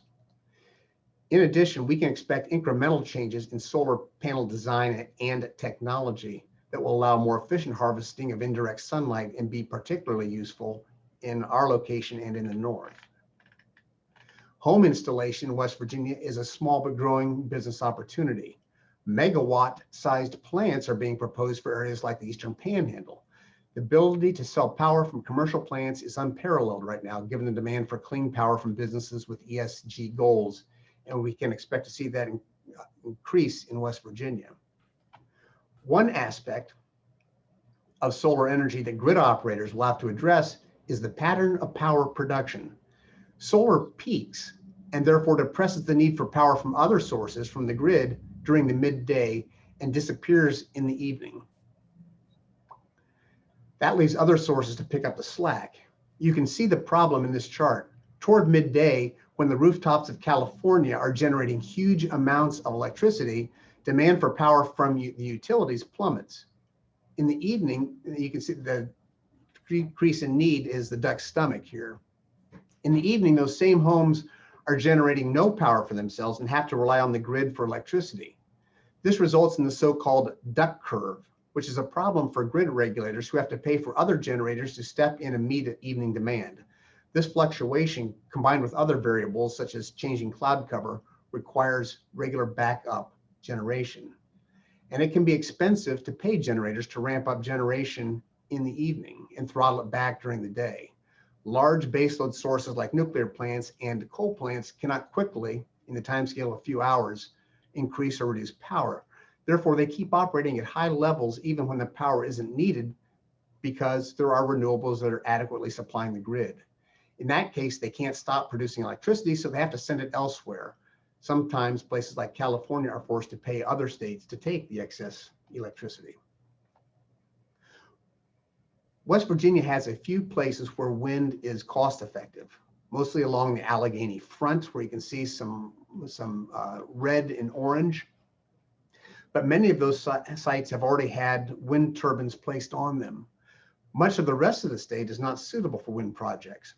To my surprise, the mountaintops or the surface mined benches of western West Virginia are evidently not good wind candidates. I'm not certain why and would hope that somebody might reevaluate that at some time. Wind could nevertheless play a role in electrical supply in West Virginia. Its role is likely to continue to grow here, especially along the Allegheny front, since the corporations are willing to pay a premium for power generated with renewables. Furthermore, there are areas of the US where wind power is more practical, like the Great Plains and offshore. Getting that power to West Virginia in one form or another, though, is likely to be expensive. As with solar energy, using wind resources requires backup of some type for when the wind doesn't blow. That means that intermittent renewables require more installations to produce the same amount of power as baseload plants like nuclear, hydro, or fossil fuels. Non-dispatchable power sources like wind and solar are rated by nameplate capacities or the amount of power they can produce under perfect conditions. However, perfect conditions do not always exist. Therefore, if a wind turbine operates at the nameplate capacity or the equivalent for 30% of the time, and a hydroelectric plant with the same nameplate capacity operates at 90% of the time, you need 3 times as many wind turbines to match the power produced by the hydro plant. Also, in order to balance out the generation load, power from other sources is needed to balance out fluctuations in load. Consequently, going to intermittence, while important and something that's going to occur, is not without issues to address. Providing backup is also expensive. Gas peaking plants are kept available for the hottest days and coldest nights during the year when there isn't enough power in the system to meet demand. Those capital costs have to be recovered regardless of how seldom the plants are used, and those costs are recovered through sky-high rates, as was seen in Texas earlier this year. There are some possible solutions to the intermittency problem. They include batteries. Large grid-scale batteries that can store power and levelize power are being installed throughout the country, but currently they can only store significant power for very short durations, matters of minutes up to an hour. They are not in widespread adoption due to resource constraints and huge cost. Nevertheless, they show promise, and the DOE is high on them. You can see in this slide how the costs are dropping and the battery capacities are increasing at the same time, allowing more levelizing opportunities. Long transmission lines from windier areas could be built. If the wind isn't blowing here, maybe blowing there, offshore or in Nebraska. These would likely be DC current lines, which can transport electricity long distances without huge power losses, but they are costly. And there is power loss from the conversion from AC to DC and back to AC, and there's public opposition to more power line rights of way that has to be overcome. Excess power can also be used to produce green or blue hydrogen or ammonia. The power from the wind could be used to separate water into its component atoms, oxygen and hydrogen, and the hydrogen can then be used for fuel cells or burned like a fossil fuel. Problems include the high cost of doing that, difficulty storing and transporting hydrogen, and the loss of energy at each stage of the conversion. Each of these potential solutions has advocates in the Biden administration, and all will likely receive significant funding under the infrastructure bill when finalized. West Virginia needs to be looking at these opportunities. Other means of power production include hydroelectric, geothermal, and biomass. These will be niche players for the foreseeable future. With regards to dams, there are not a lot of undammed rivers left, and there is significant opposition to dam construction. In fact, dam destruction is occurring nationwide. It is unlikely, for example, and I hope that it will never occur, that the Greenbrier River would be dammed for power production. Low-hanging fruit, like the Ohio River locks and dams, have already been outfitted with turbines. Geothermal, despite decades of work, still presents implementation problems. Interestingly, West Virginia has areas where the rocks are hot enough for geothermal, along the Appalachian Overfold, and in the Parkersburg region. WVU and NTEL are studying geothermal development. But even in places with rich geothermal potential, like Northern California, issues like cooling rock, well fouling, and other problems have yet to be fully resolved to make this a viable mass source of power. Biomass in the form of slash and waste wood, both from the field and from our wood plants, is a potential source of power that could be generated right here in West Virginia. Right now, Georgia Wood is powering the Drax British power plant. One difficulty, though, is the cost of collecting waste tree limbs and other biomass, drying and pelletizing it and shipping it, which can be collectively pretty expensive. What about nuclear? It produces large amounts of steady baseload power with no greenhouse gas emissions.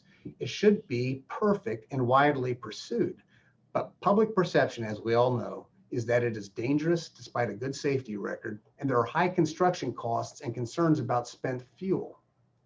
Hence, we end up in the strange situation where two states with perhaps the greatest commitment to fighting climate change, California and New York, are shutting down large nuclear plants and replacing them, at this time anyway, with natural gas powered combined cycle turbines. There's a small but growing band of people like Michael Schellenberger and James Hansen who are concerned about global warming and see nuclear as the only reasonable option for producing sufficient carbon-free power. In recent years, there's been more talk about smaller modular reactors that could be replicated cheaply and placed where needed beside a large industrial plant or small city. Several companies, including one Bill Gates has invested in, are working to make this happen. It's West Virginia prospects. This could be a game changer here, where there's room on mountaintop sites to place modular reactors to serve small, geographically separated communities. Public acceptance, as always, would likely be the greatest impediment. And while our legislature has been very supportive of the coal industry, it's interesting to talk to individual legislators, particularly younger ones who seem to think that nuclear has a place in the Mountaineer state. Now, what about nuclear fusion? Theoretically, vast amounts of energy are available from nuclear fusion with no radioactive waste to dispose. Unfortunately, for about the last 70 years, we have always been just 10 years away from commercial development of affordable, limitless power produced by nuclear fusion. I have no doubt that in 2050, we'll celebrate the 100th anniversary of being 10 years away from commercial development. Fossil fuels are going to remain part of the mix, even under the Biden plan. And to be fair to him, he does not intend to get rid of fossil fuels completely. There simply isn't enough time to do away with them by 2030, 2035, or even 2050. They will be needed for load leveling and backup, if nothing else. Therefore, emissions will have to be offset or sequestered. Let's look at some of the promising options. Carbon capture and sequestration is something that lots of companies are placing their bets on. It allows continuing business as usual using the existing energy infrastructure. However, the technological challenges are daunting. AEP tried it and found it wasn't cost effective using an ammonia system, and it couldn't locate sufficient viable sequestration locations. That's been true about everywhere else. Carbon capture has been proposed, pilot tested, and hasn't worked out. Exxon had some luck with capturing CO2 and using it for enhanced recovery of oil, but the geographical proximity of the CO2 source and tertiary oil recovery sites is pretty rare. Ordinarily, these factors might conspire to make carbon capture a dead end. But with billions in infrastructure money to look at new methods to isolate CO2 and sequester it, and perhaps to subsidize that process, as we do with wind and solar, this may be worth another look. It could provide another outlet for the skills that were developed by the natural gas industry, except that in this case, they would be drilling to insert gas rather than remove it. Certainly, there is significant political pressure from Senator Manchin and other energy state legislators and private companies whose ESG plans are premised on it to make it a prime candidate for future funding and subsidies. WVU, NETL, and other world-class labs are working on solutions, and we're sure to hear more about it. One of the most popular ways of mitigating carbon dioxide emissions is the purchase of offsets, allowing for your generation of greenhouse gases by paying someone else to reduce theirs. Planting and protecting trees is one method of naturally taking carbon dioxide out of the air. This is necessarily an imprecise practice and raises questions about how those credits are calculated. Do you get the same credit for planting a tree as you do for protecting a large existing tree? How do you know the large tree wouldn't have been left uncut anyway? There's a great deal of debate over how the credits should be calculated and assessed. Among green organizations, there is opposition to what is perceived as giving a free pass to wealthy individuals who can afford to purchase offsets using questionable assumptions about reductions. Nevertheless, mitigation proceeds. In our forested state, this may be an opportunity for landowners who want to sell their rights to cut timber or want to plant trees on mine sites. Shout out to Aaron Hawley of the Nature Conservancy, who is well versed on the technical side of using forest protections as offsets. He's a wealth of information and practical advice, and anyone interested in this prospect would be wise to contact him.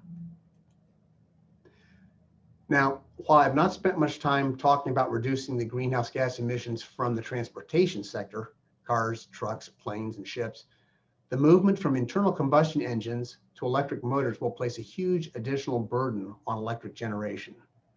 The pressure being put on electricity generators to go green through renewables or otherwise will only intensify as power usage transfers from liquid fuels to electricity. Electric vehicles are widely cited as a principal means of reducing greenhouse gas emissions, but shifting transportation from GHGs to shifting transportation GHGs from gas station to the grid will have no effect on greenhouse gas emissions unless the grid is not being powered by fossil fuels. In addition to the huge amount of grid carried electrical energy that will be needed to power electrical vehicles, The resources demanded for development of batteries for cars and for the grid are huge. Here are calculations, or some of the calculations of the resources that would be required to convert all light-duty vehicles in the United Kingdom to electrical vehicles. The amount of material needed is tremendous, and this is for a country with perhaps 1% to 2% of the world's vehicles. To electrify all of them and to produce batteries for storing wind and solar power to charge them requires huge amounts of metals that in turn take huge amounts of energy to extract and process to a usable form.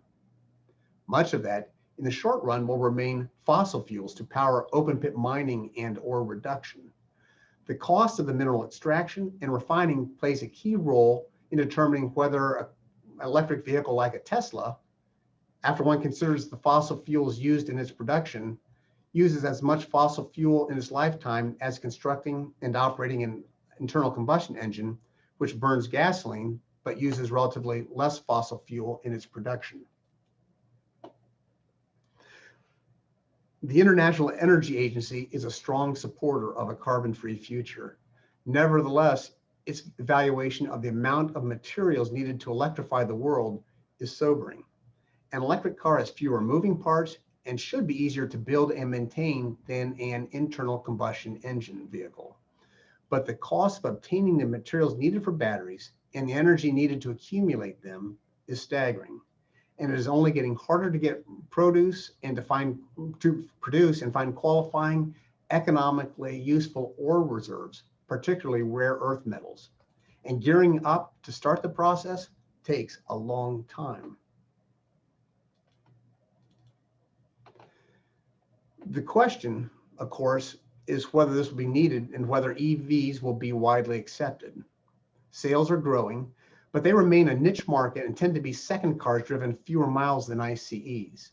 If battery demand grows at the level projected, the competition for resources will be tight, and those resources may be in the hands of nations unfriendly to the US. Perhaps the biggest test of EVs is the upcoming release of the all-electric Ford F-150, the most popular vehicle in America for the past several decades, at a price that is pretty similar to what the internal combustion version will charge. If this vehicle sells well, and it might from the buzz that it's developing, it will be a favorable portent for EVs of all kinds and a real game changer. Now, what happens next? In many ways, we are in a situation similar to the turn of the last century, when the development of the automobile created a seismic shift in human civilization.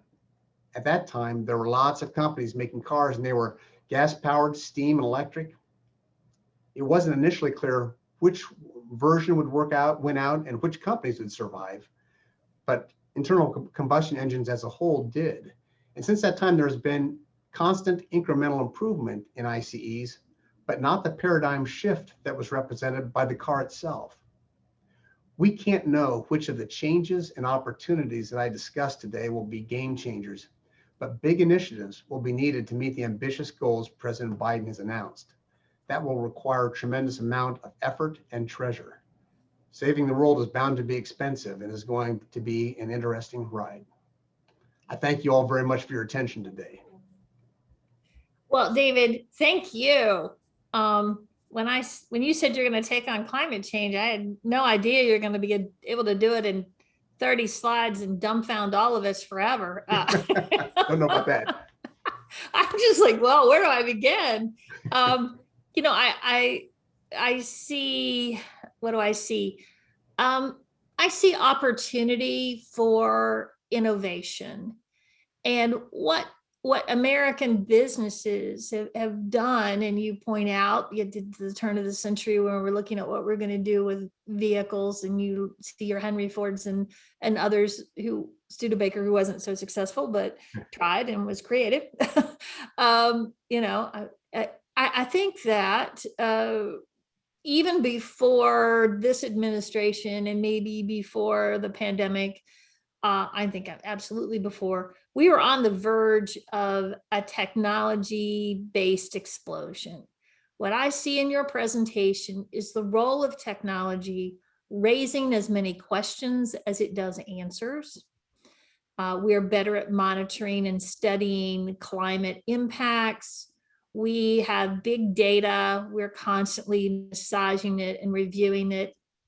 Great slides you have on impacts of global warming, whether it be agriculture based, poverty based, we can go on and on. I think that I see innovation and technologies being the driver. The question is, can we harness it, or do we become stalled with it? If we don't participate in the discussion, and now I'm going to put on my West Virginia hat or Appalachian hat, if we don't, and if we don't begin a dialogue that defines the role we see for ourselves and how that strategy needs to include areas of the country that may not, have the most robust wind opportunities, or the sun doesn't shine on a regular basis. I think we are at risk of being left behind again. What do you see relative to paths forward that are productive, proactive? It would be easy to wait to see what's going to happen because there are massive thought leaders all around the world. Some are friendly and some aren't. What do you think about that? Well, tremendous opportunities here. We've got wind sites, maybe not as much as I would have hoped, but we've got the place where we can site renewables. But even more than that, for the short run, and by short run, I mean 10, 20 years, natural gas is going to be the key player in the backup of the renewables that are going to be integrated into the grid. There's just no way to avoid it. Natural gas is also, well, methane is mostly hydrogen atoms. And while we usually don't think of electrochemical separation of that, it can be a source of hydrogen for the hydrogen economy. I think you're right, Kathy. There's going to be huge technological changes. What we don't know right now is which of them are going to come out ahead. And we ought to be spreading out our bets. I would spread out a bet to include some of these nuclear plants, because I think that's probably going to be an opportunity for the future. Right. And those small nuclear plants aren't really new. They're not. They are a new application and perhaps a new market. And I'm not sure that discussion is as robust as it could be. I think go ahead. I think Kathy gets back to the earlier presentation and your discussions with Samantha. If we put those in out of the way places, is that going to be perceived as dumping it on, Appalachia, or is that going to be seen as an opportunity that Appalachia has? And we want to make sure it's properly messaged if we decide to do something like that.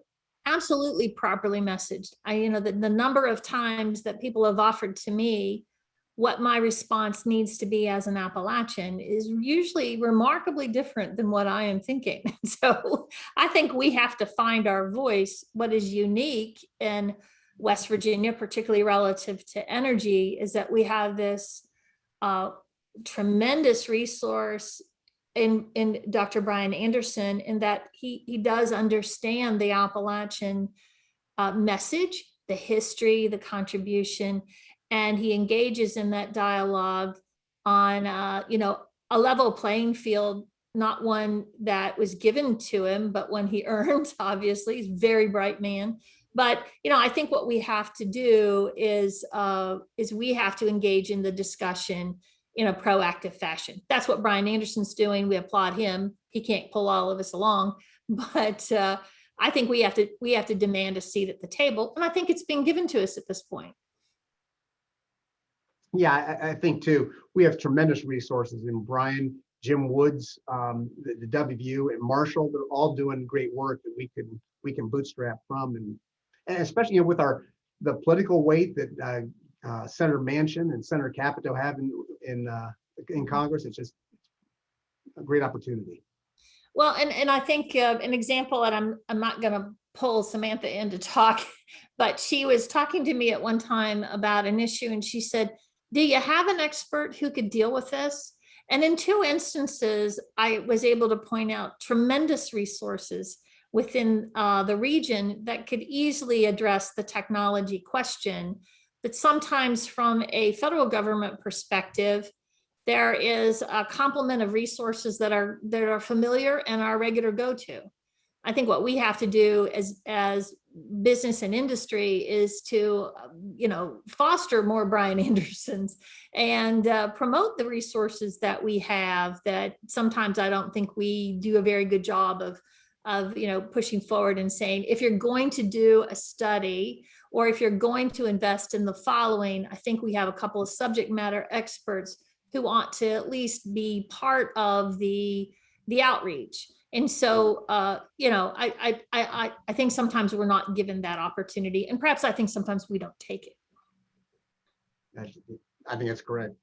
And so when you're talking about the all the above complement, which you went through, where do we, my favorite thing to say, although it never really resonates with anyone but me, is that, if we have a shortage of pineapples, West Virginia's we're not going to be able to be the pineapple people.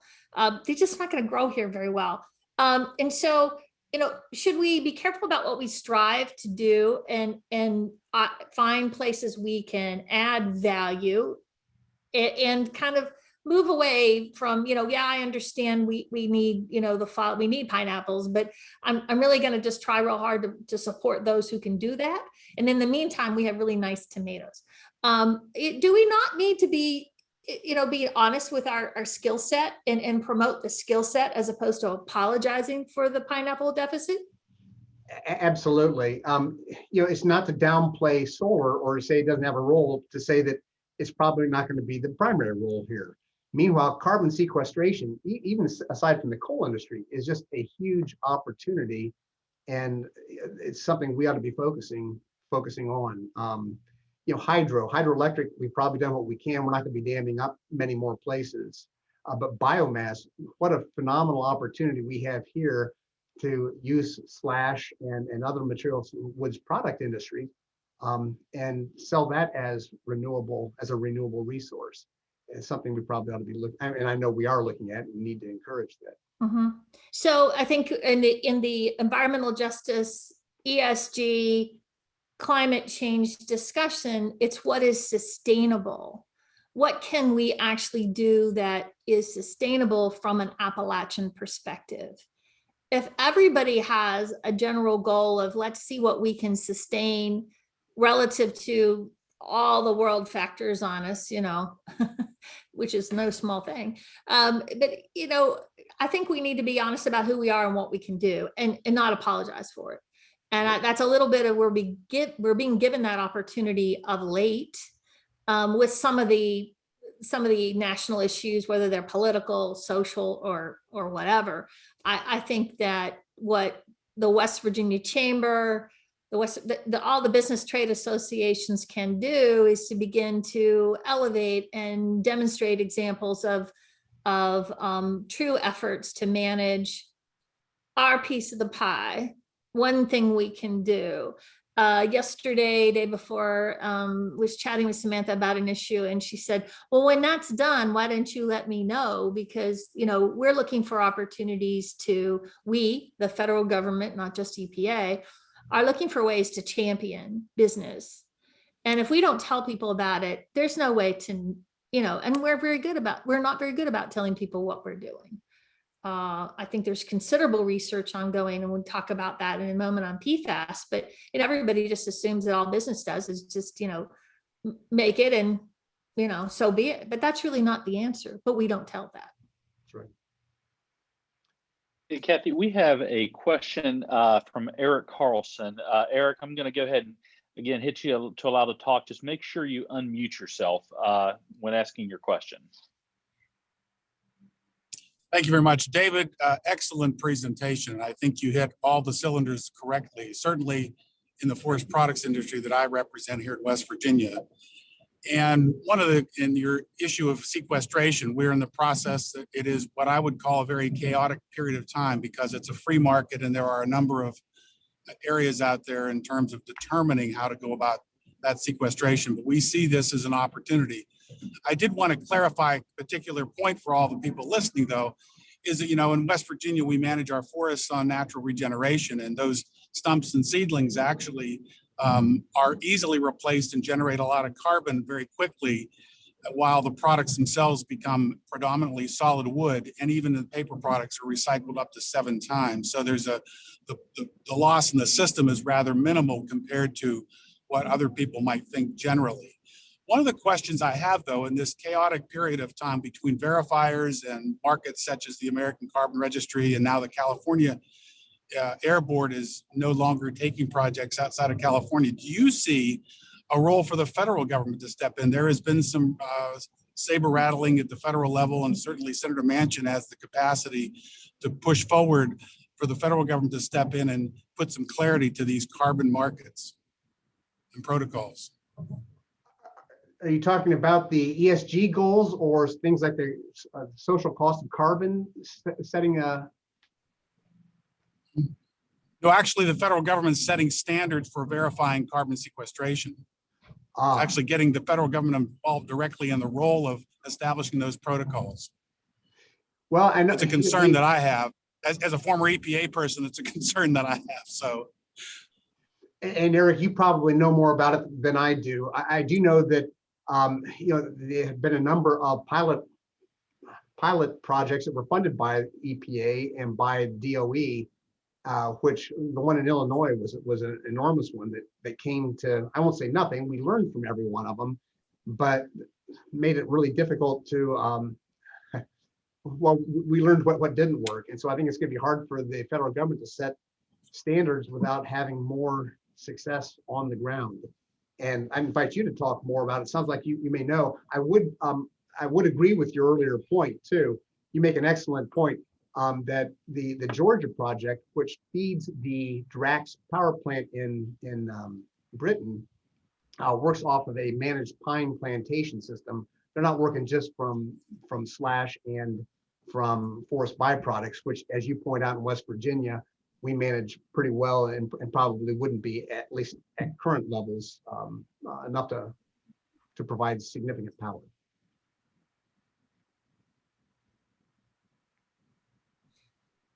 Great. Are there any other questions from the audience?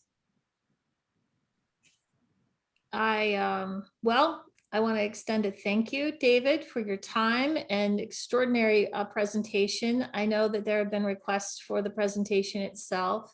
So if you are interested in making that available, I think there are a few people who'd like to have it. So with that, please join me in thanking David. And I will now try to stop sharing my screen, Kathy. You stopped. Oh, and good. And it isn't that we wanted you to stop. Much appreciated. Thank you. Yes, and so if we were going to, grade you on your performance with the sharing, you've done a very, very nice job, David. Oh, thank you. Thank you. And now I'm going to try, which will be even more scary. Oh, I never know what to do first. Okay. Here we go. I don't know if it's going to work. Yay. Can you see it? I can, but I can also see your next slide too, depending how you have it set up. Oh, let me see. Display settings. Now, do you see it? I don't see, now I just see the slide you're on, not your notes.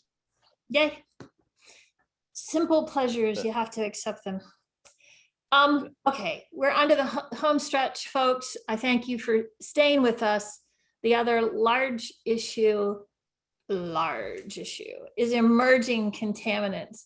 And so emerging sounds a little large, but actually I want to do an overview of what is happening relative to PFAS and PFOS and PFOA and all the names for them. Where we are now is yet another series of unknowns that and this has been the theme for the day, but I think actually the message is there's a lot going on. And I do still think technology is what is driving a fair amount of it. And we have, with all the information that we have, all the information sharing that's ongoing, there are more questions than answers these days, but maybe the point is we're all striving for answers and solutions. So let's see where we are and let's create a snapshot of what's going on. This next is just an example. And although these are folks that I'm working with within Steptoe and Johnson on emerging contaminants, my real point is that, yeah, everyone has talent. it's a combination of issues that the legal community is looking at and the technical community, and that is that we have to understand environmental policy and historic environmental law, the way it has been working, and then we have to understand both the chemistry, the impacts on worker safety, worker health. And so we have the engineering side, and then also we have the history of understanding how product liability has been working, how we are dealing with labor and employment law and policy. And with that combination, then we come to bringing all those resources to bear. What are we going to do about managing the question of emerging contaminants? And so by the vagueness of the term itself, you can see there's a lot going on. I'm going to two web pages for you, but you might be able to Google it. The U.S. Geologic Survey has discussed with some specificity and direction what are those emerging contaminants. And basically, they're looking at all different types of chemicals that are showing up in medicines, personal care, household cleaning products, lawn care, all the things we do every day to make our lives better. And that comes to mind, the better living with chemistry, but that's really what we're about in modern society.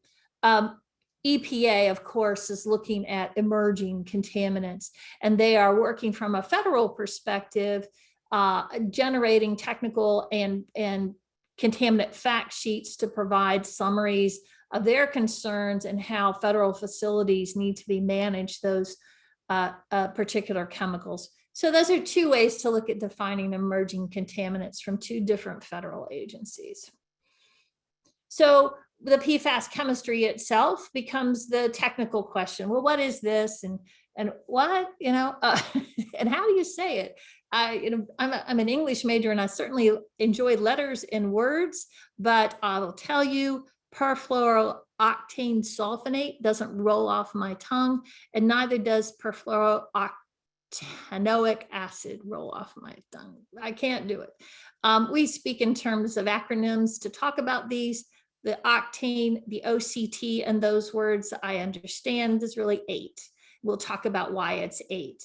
What's happening with these chemicals in particular that makes them so unique is that they are all the hydrogens on all the carbons have been replaced with fluorines.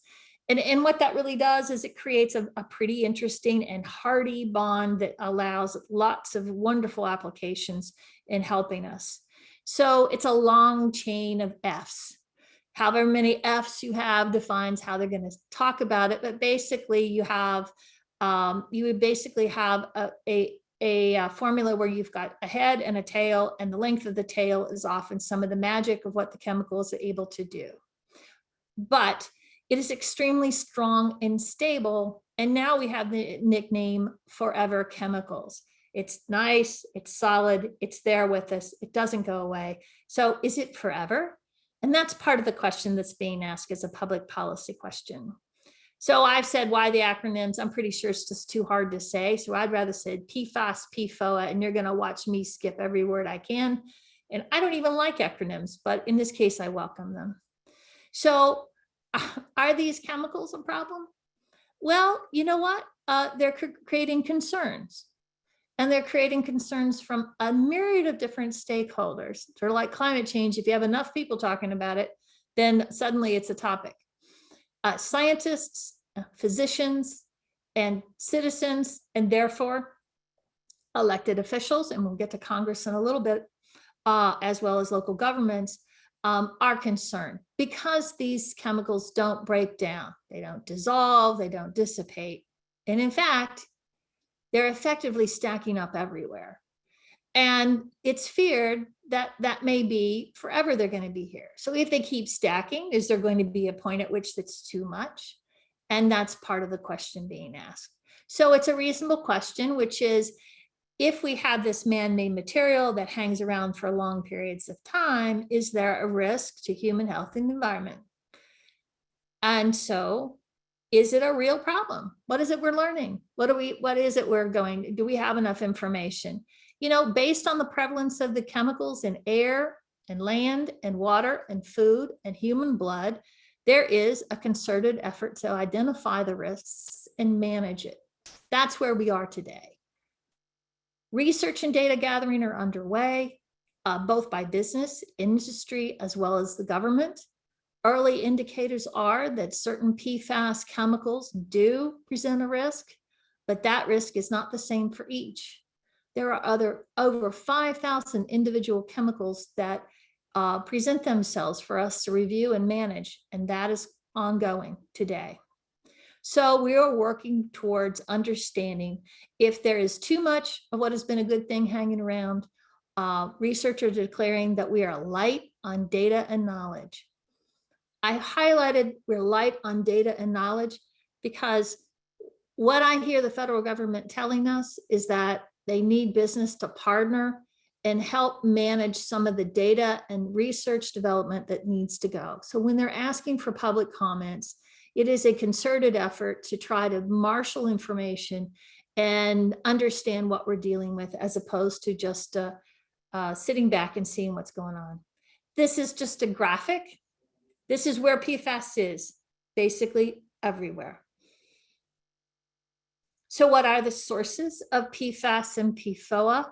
Well, manufacturing operations, secondary manufacturing, meaning those are using PFAS-related chemicals and materials. So you're going to see releases to the environment from those two circumstances. There's also fire suppression activities. This has become a bit of a poster child for discussing PFAS and its prevalence. Aircraft firefighting foam is really good stuff, because what it does is that since these chemicals don't break down, it suffocates the fire. It just goes in, it's not destroyed, it sits on it and it sinks. Very useful, and we've used it in a tremendous way in a number of applications. We're beginning to study the impact of those applications, and we'll talk about that. Landfills and leachate from those landfills are clearly sources for PFAS-related chemicals. Wastewater treatment effluents, we'll talk about that. And then land application and biosolids. If it gets into the soil, it stays there. It doesn't dissipate very well. So is PFAS and PFOA and the related chemicals, are they accumulating in people and fish? Well, it turns out that PFAS accumulates in fish. PFOA bioaccumulates in air-breathing species, including humans, but not fish. And then we look at surface water and soils. Sampling's ongoing to determine the scope and the levels of PFAS in the environment in those particular media. What are the human exposure pathways? Well, to name a few: food grown in contaminated soil and water, food packages with PFAS-containing materials. Everybody keeps talking about the popcorn bags, so watch the microwave popcorn bags. That butter doesn't go everywhere and it doesn't spray all over the place because of the PFAS lining. Water containing PFAS. Well, obviously it rinses into water and it's becoming part of our environment. Worker exposure during PFAS-related manufacturing, or worker exposure managing contaminated soils and water. So what are the health effects that we're noting? Among laboratory animals, there's reproductive and developmental questions, liver and kidney impacts, tumors. In human epidemiological studies, we're seeing increased cholesterol levels, infant birth weights, effects on the immune system, cancer for PFOA, and then thyroid hormone disruption from PFAS. So should we just not use these chemicals? I mean, until we know more, if we have all these questions, what are we going to do? Should we just stop? And actually, there are some ongoing efforts to assess where we can minimize the use of these chemicals by both private and government sectors. So there are efforts to stop using it. But to be honest, we're not going to stop using it completely. These are such important parts of our economy and our healthcare systems that we are using PFAS and PFAS-related chemicals on a daily basis for good things. Flame retardant, pajamas. That was a big deal at one point in our lives. We've almost eliminated that as an issue. We extinguish petroleum fires, as I discussed, if you, particularly in the airplane application. Scotch Guard on textiles, base materials and pharmaceuticals, it's everywhere. We use it in a very positive fashion. But to answer the question, are we stopping using these chemicals? The answer is policy is beginning to ask that question and require it. EPA has begun regulating PFAS under its limitation on significant new use restrictions under TSCA. We have existing tools in our environmental policy that are going to be are looking in a very specific way at how we need to be managing or how we choose to manage PFAS and PFOA related chemicals. Manufacturers have stopped making some of these materials. And finally, Congress is pressing to phase out for non-essential uses of PFAS in food packaging, cosmetics, sunscreens, wrappers and sandwiches are going to start dripping again. Are there efforts underway to nail down the science? Like, what are we doing? Yes, as I said, both private and government sectors are and have been engaged in considerable research to replace the use of these chemicals and to understanding how prevalent they are in the indoor and outdoor environments where people can be and are exposed. The exposure analysis and health impacts are also being studied. Currently, EPA is proposing new monitoring rule for unregulated contaminants as an example of some of the research that's ongoing. Finally, the Biden administration has set aside $75 million for research. There were also dollars set aside and efforts ongoing under the previous administration. So if these chemicals are everywhere, why not just start cleaning it up? Well, we know PFAS chemicals they don't dissolve in water, which is why they're so helpful in deflecting it, meaning we can't just wash it away. Current research is underway to understand how to filter PFAS from water, how to destroy it in soil and other waste. The fact that we do not have specific and good tools at this point that are well applied and well studied and well understood is actually impacting how we're going to manage the environmental laws. Very difficult to establish monitoring requirements and standards if based on adverse impact to human health and the environment if we don't have the science nailed down. And we don't quite have it nailed down yet. So that's where we are right now. And those are the facts that are driving the discussion today.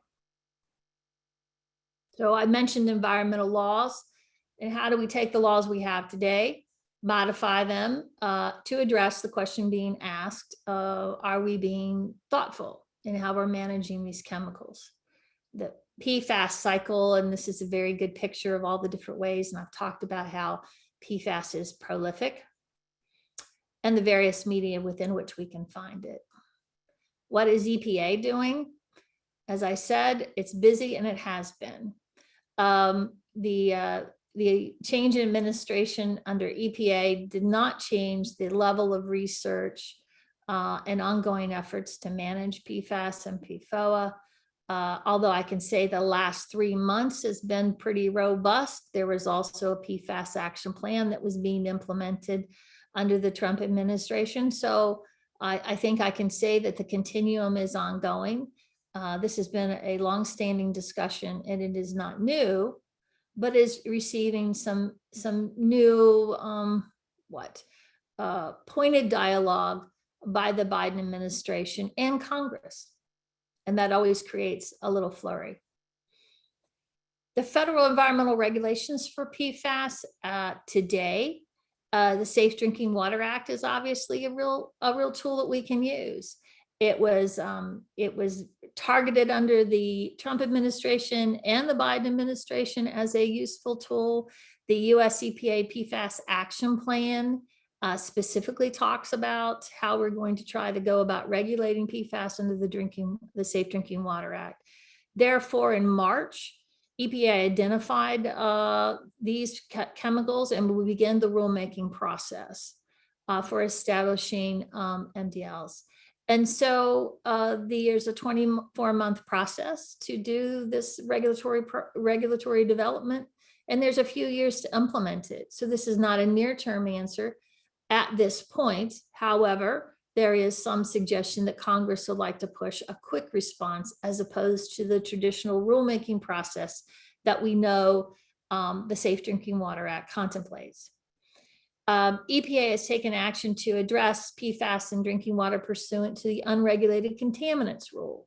I mentioned that comment period just closed, in which EPA was proposing to require the collection, and pay for, by the way, the collection of, to a certain degree, a collection of data for 29 PFAS. If you go back and you read those comments, it's a lot of the questions that we all have on how do we sample for it? How would we be sure our samples aren't contaminated?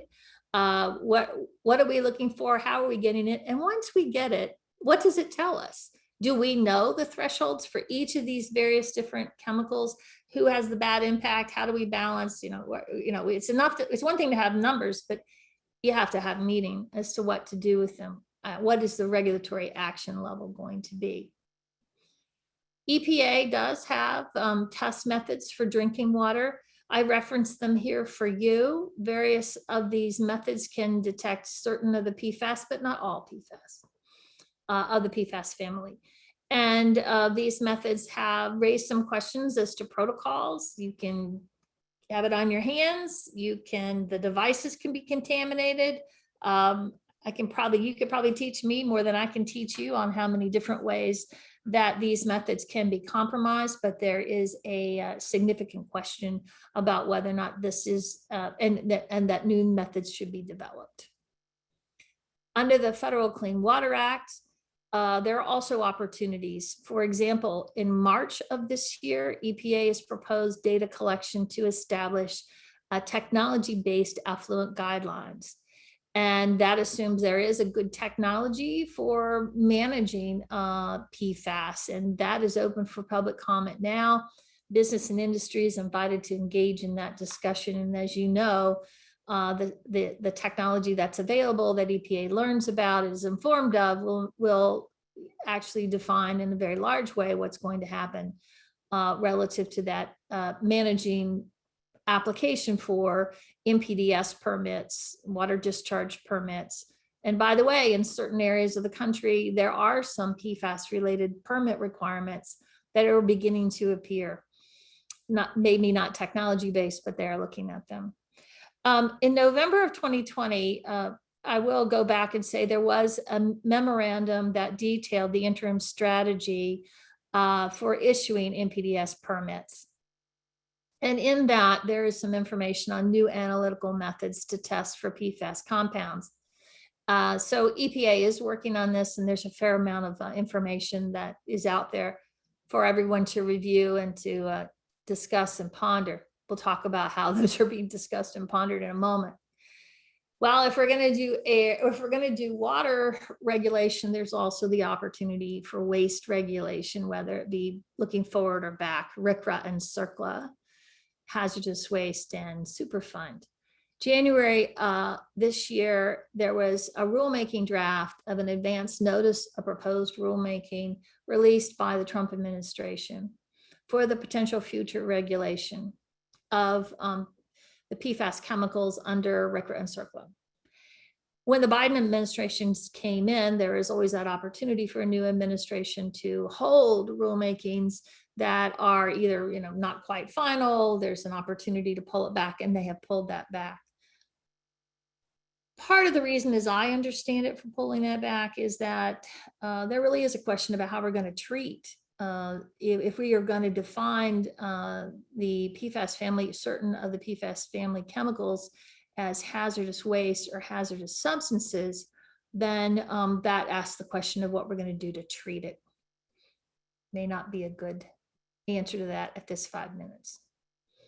Other EPA PFAS actions include in July 2020, there was the finalized amendments to TSCA for the significant new use rule, which I referenced a little earlier. And then in December, there was a notice of a NODA, a notice of availability for public comment on the interim PFAS destruction and disposal guidance. more fact gathering ongoing. Recent EPA actions. So there's more. April has been a busy month. EPA released an updated toxicity assessment for PFBS.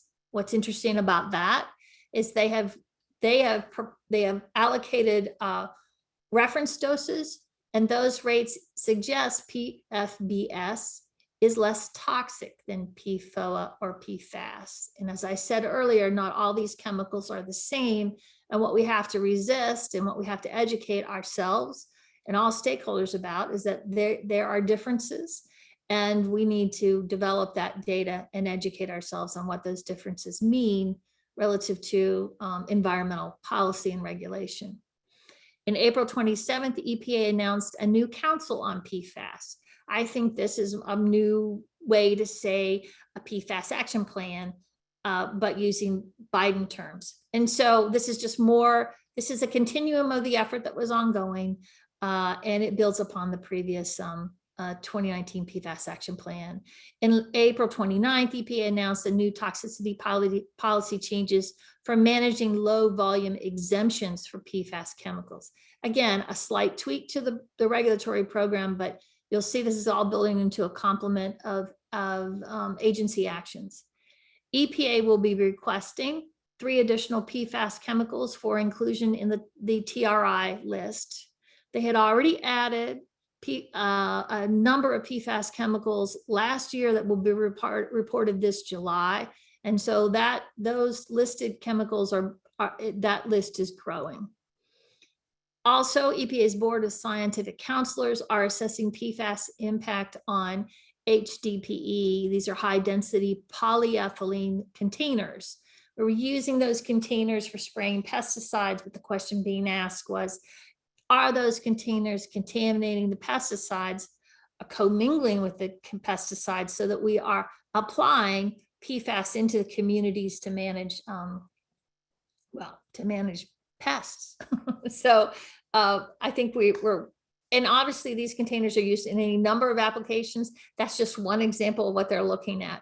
So, the problem continues to evolve, and the effort to try to answer it also is evolving. Finally, in May, EPA announced it's expanding its database of drinking water treatment options for PFAS. EPA added 11 PFAS substances to a drinking water treatment database, bringing to 37 the total number of PFAS for which the agency has identified proven treatment options. Additionally, under the toxic release inventory, as I said, the TRI program is being expanded and has. But what we sometimes don't think to talk about are air issues. When I've been working with PFAS, I think always in the groundwater where we're seeing it. But recent analyses by EPA and others indicates that PFAS is airborne, and it's the deposition of the airborne PFAS that's creating a bit of a plume, for example, as to where it's going. Air emissions of PFAS from individual sources, according to EPA, is recognized as a significant route for PFAS releases, as evidenced by deposition, as well as their presence in rainwater. This comes out of a Region 9 report in 2019. And I think it plays out in a local example. Ohio has developed a study of PFAS, PFOA, acid deposition, or not acid, deposition in a model. And these points are indicators of how the PFOA was transported through air deposition. So we have, again, air emission measurements, considerations, and challenges relative to air. Again, we don't have the most precise of air monitoring technologies and methods. And so we are looking at developing those technologies, and EPA is continuing to study how best current emissions tests offer information, how emissions measurements are needed, as well as from the source, as well as to control for technology evaluation. Again, as it's been described to me in detail, the equipment itself contains PFAS, and being sure we have good indicators of what's happening is important. There is a PFAS test method for air. It's called the other test method. Because many PFAS compounds are considered semi-volatiles, that is the test method that's selected at this time. I think I have a duplicate slide. I do. So let's move to, all right, we have the environmental statutes. Now we have the question of environmental justice, state initiatives, and what's Congress doing. Under environmental justice, March 11, 2021, the proposed PFAS data collection request by EPA that I referenced earlier has a link to environmental justice, in that EPA is requesting that zip codes for each of the public water supply service areas be provided.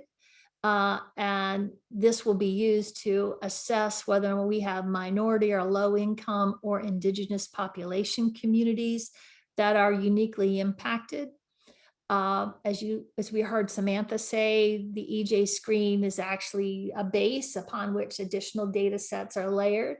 You can see that EPA is beginning to develop that layer for the purposes of environmental justice analyses. Also, state PFAS regulatory guidance. States are all over the place doing this. I've just listed a few states, and I am most certain that that is not a defined and limited list. States are responding to public outcry and media questions. What are we going to do? Is anybody doing anything? What's EPA doing? Well, if they can't do it, we can. And so we're seeing a number of regulatory standards thresholds that are ranging from 6.5 ppt to 140 for various media. So it's all over the place, and states feeling compelled to do something, and so they're trying. Most recently, the West Virginia legislature passed legislation that restricts the use of firefighting foam. There's no mystery that firefighting foam does create an opportunity for spreading PFAS-related chemicals around. And so that's kind of an easy one to deal with. The federal government is also looking at similar reduction of utilization, but to be honest, it puts out fires really well. From a multi-state perspective, you all know about Orsanco, and that's the body that manages water quality in the Ohio River Valley. The little green dots are I guess, as I've heard the briefing a number of times, and I think the Chamber Environmental Committee had invited Orsanco to be a speaker. What we're talking about here is a sampling program that they are currently engaged in to create a background as to where we see PFAS related chemicals in the water along the Ohio River. And I think this is supposed to be done in the next several months, but this is a statistically selected series of spots, and that's what the green dots depict. So more data is being collected. What are the congressional actions that are ongoing? I think we have seen our own Senator Capito taking a leadership role with her role in the Senate Committee for Environment and Public Works. But I'll reference first a bipartisan group of 132 House lawmakers are looking at a strategy for managing PFAS through legislation. So there's been a joint letter submitted to Biden to take action on a host of PFAS issues. The Congressional Task Force for PFAS has a list of items they'd like to see happen.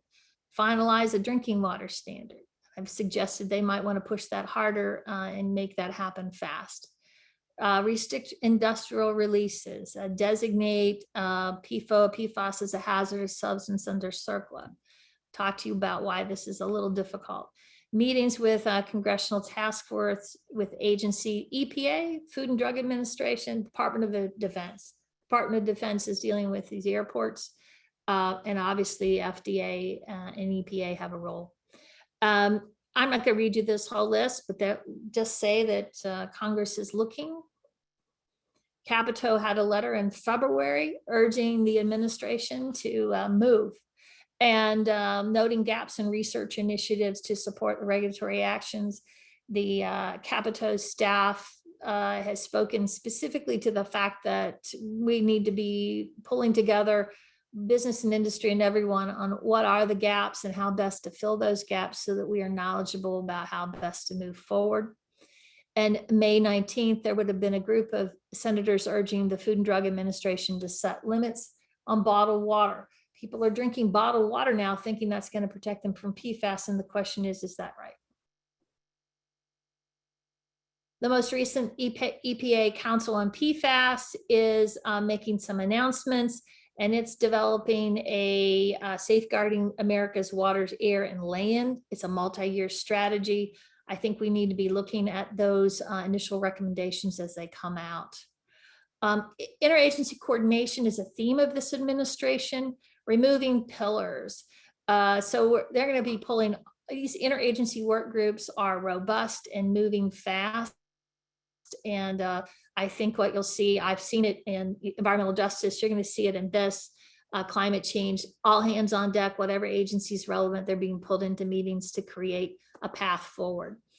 So there are going to be expanded engagement opportunities for state and local governments. But I think that also needs to, business and industry needs to make sure that they're part of that complement of all hands on deck. I'm going to move over into worker exposure law, which is risky because I really can speak better to environmental. But we have to understand there are other laws that are also being looked at, and what is it going to happen relative to these chemicals, and what kinds of issues do we in the business community need to be prepared to respond to? What about worker safety? OSHA programs for PFAS standards and enforcement will likely evolve in the coming months. Does that mean next month? No. But the question's being asked, what do we need to be doing? Currently, there's no OSHA standard, but it appears in the safety data sheets. So just because there's not a standard doesn't mean there's not a duty to assure ourselves that we're communicating effective employer knowledge about PFAS work hazards, available protection methods, and such. There is a general duty to manage employee hazards, and we need to have our hands on top of that. There is potential employer liability for occupational exposure, typically follows product liability and toxic tort litigation. We'll talk about this, but I'm sure you all know there's a fair amount of product liability and toxic tort litigation ongoing. Our experience with asbestos litigation is that they had the tort cases and then followed the employer liability cases. So we have workers' compensation and OSHA, which are driving and will be part of the foundation for some of these decisions. Workers' compensation is state by state. So when you're managing it relative to your operations, you need to look at the local laws and understand the employer liability. It's no specific event. The causation, whether there's a substantial factor, and what the burden of proof is. Under OSHA, again, you have the hazardous comms standard of 29 CFR 1910.1200. You need to convey knowledge of work hazards, communicate protection measures, reduce occupational safety mishaps, illnesses, and fatalities. The general duties clause, as I suggested, there is a burden for the government to prove that you failed that, but understanding what the company is managing for the condition of the activity in the workplace, the hazard as defined by the employer, whether it's causing or likely to cause death or physical harm, etc. So employer responsibilities today: know if the PFAS is at your workplace, conduct a hazard assessment, maybe do that at the request of counsel so you can begin to manage that information correctly. Train employees about PFAS if it's there, and do some document retention. Maintain some detailed records about your proactive role and what you're managing at this point in time. Well, product liability law and toxic tort litigation, there's a lot going on. We've all read it. Many of us have been impacted in a very significant way. Some of the standards that folks are looking at are the OSHA standards. NIOSH is doing research, again, adding more to the database that we have available to us. There's the American Conference of Governmental Industrial Hygienists studies that are out there beginning to look at PFAS. NIOSH's publication, What's Next, is looking in September of 2019, just so you can see how that's evolving. They're measuring exposure, including PFAS and biomarkers of a health effect. So there was a firefighter cancer cohort study. Again, the firefighting management of PFAS is an isolated group, and it's creating a fair amount of data. There's also PFAS substances found on the protective clothing of the firefighters. That's that Gore-Tex and other things that we're wearing to protect us.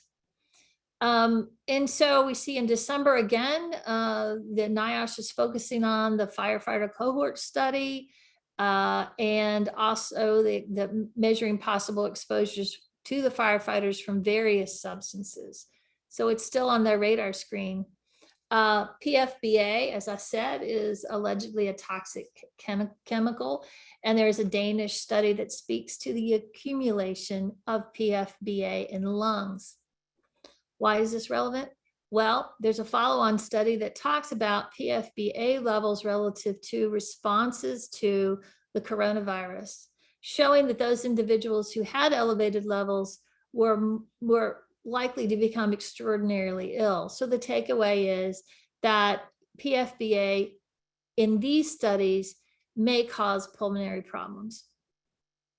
So we look at PFAS product liability law, we've got negligence actions, we've got PFAS components of products, chemical exposure claims, defective design and failure to warn, latency, and medical monitoring. We have the product liability lawsuits and the toxic tort lawsuits, looking at breathing, absorption through skin, and again, medical monitoring. So are the lawsuits being filed? Yeah, thousands of them. There are so many federal lawsuits that there's an efficiency where the court has a way to manage all those suits, a multi-district litigation where the common issues are managed in the multi-district setting and then sent back to the originating courts for ultimate resolution. So when I say multi-district litigation, I think that's just judicial efficiency.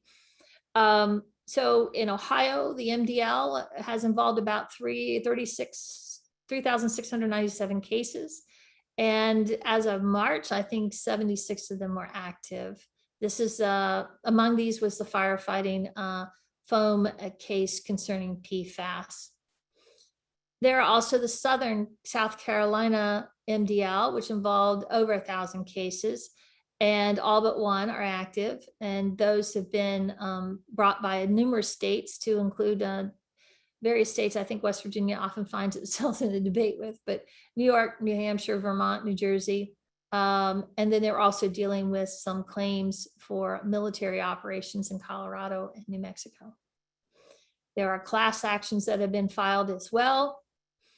I have a brief list there for you. Other litigation, shareholder litigation against manufacturers, additional actions brought by states, environmental organizations engaging in these suits, the Sierra Club, and others. So they're individual plaintiffs. The plaintiffs all have a different mix of personality. Here's a list of settlements and verdicts. And I think the takeaway I'm learning is that these can begin to inform what liability risks there are per plaintiff. And so I think that those who are managing those risks and how to assign monetary value to them, these cases are beginning to define the foundation for those. And then there is some West Virginia litigation, and I'm not going to go into great detail with it, but as an environmental lawyer, I'm just going to say that the judge seemed to be a little confused about what environmental law is supposed to do. And so I think the takeaway from this is that as we are all looking at these issues as companies and professionals, is being sure we're careful to educate all the parties at the table what environmental law means and how it applies to these cases. Its foundational role, what it can tell us, what it can't tell us is important. I think the judge misunderstood one part of it and said, well, if It doesn't matter where it came from. If anybody's touched it, it's an environmental impact, and therefore, the environmental laws support that. And I'm not really sure that's true. So I think that where we go from here is what in the world should business and industry do to manage all the unknowns? Well, unfortunately, I can't answer that for everything we've talked about today. And I think, though, the prevailing theme is information, information, and information. You need to maintain records of what you know, what you're doing to try to manage the unknowns and the knowns. Basically, do that in ways that you can protect your information if it's preliminary in nature. But on the other hand, the more information you have, the better you will be able to present your response to the question of what were you doing relative to PFAS as a business. So that is my overview of what is otherwise a long topic. And I'll stop sharing here in just a second right now. Yay, that worked. And so I don't know if there are any questions, and probably maybe what you could do is inform me more. It's a moving target right now. And if anybody has any comments or observation, I'm trying to read right now. What do you see states doing with PFAS in drinking water over the next months as we develop a national policy? I see politics involved. And I see groups of states saying, well, if this administration, if Congress and EPA can't move, we will. Other states will say that we want to wait, we want more data. I don't see any collaborative effort. The Environmental Council of States has collected, they have a list and you can go through it, but I don't see anybody saying, let's stop. And that's really my response. And that's a question from Dave Flannery. And Dave, I know you hear this discussion a lot. Do you see other things that are going on that we ought to be talking about relative to states' initiatives and collaborative efforts? And Dave, I've allowed you to talk if you want to unmute yourself and answer. I think you were just put in the spot there, but you are allowed to talk now. Wow, that's unexpected. I do not have any presentation to make on that. And Kathy, thanks to all of you for a great program this morning. My take on it is that the states are going to be all over the place on how they respond to this. I think you're going to see some that set some tight numbers. I think others are probably going to default to some EPA numbers, even if they aren't final. I think a lot of states are just going to sit and wait. And that may be where West Virginia is, and let this develop a little more. Otherwise, they're going to be judged critically for arbitrary action, pulling numbers out of the air and putting them in place without the kind of justification that we expect. So I appreciate that's not a hard answer to the question, but I was hoping, Frankie, you had a better one than I had. Oh no, well, I think I'm acutely sensitive to the not so subtle comment by a panel that I heard recently representing government was, business needs to step in and provide a little leadership on this because there's an important perspective there. And in the void, what we're seeing is this remarkable effort by a number of states to just do something.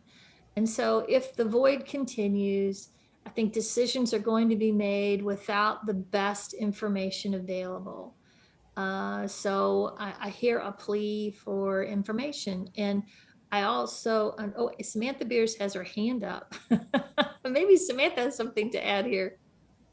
Well, actually, I have a question. What I'm hearing from you folks, and I've heard this throughout my career, is a hesitancy to raise your hand and say we want to be part of the process. So I guess what I think is that I know that some of you perhaps have been thinking about this chemical and have experience with it that folks that are starting to study it don't have. What would be the impediments and what would it take to get you comfortable being at the round table and sharing some of that perspective? Because in the interest of getting to the most information so that we can do something that makes sense, we need to hear it. So what is it that we need to have everything funneled through a lawyer and no one tells which facility it is? How are we going to get to a place where American businesses can come in and say, we've dealt with this chemical for 10, 15 years. We've tracked, we've studied, this is what we think makes sense. How can we get there? Well, I think part of the question is that, if we could drop our guard, and not have the unknowns become the plaintiff's bar tool, or the environmental advocate tool for saying, see, you don't know, so it must be bad. That's part of the hesitancy, clearly. It may be that there an effort by pulling in the American Chemistry Council and some of the larger players in the discussion, and having some, sidebar discussions as to, what are the data needs, where do we see additional, it may be part of that partnering again that we've talked about. If the government's going to, look at this issue, then perhaps resources can be diverted to, the secondary follow-on issue of, if you're going to see it in all these areas, then what we also need to do is be sure we're focusing on the monitoring technology or the epidemiological studies. I know some have been ongoing by industry in the private sector, but I don't know if there's been an effort to pull all that together. And I invite anybody else on the phone who has additional information or thoughts about how best to do that. I understand that the American Chemistry Council has specifically been working to manage ESG issues and coming up with a path forward. And so perhaps in the context of ESG, some partnership with the research agencies that, your contribution to understanding greater utilization and management of these particular chemicals is a good thing. You and I've always said, what are the incentives? You said incentives. Well, then how do we do that? Does EPA come up with a status or a category for those companies who will be forthcoming and participate? Do we create what, I get a gold star? And we've done we do have the Energy Star program with EPA. It would be wonderful if there'd be a way to incentivize and to provide some accolades for efforts to manage some of the hard issues. Sometimes when business and industry steps forward to manage those issues, the topic is taken away from them, and then they no longer have a really, a positive role. I can say that from my perspective, I'm not looking to play whack-a-mole.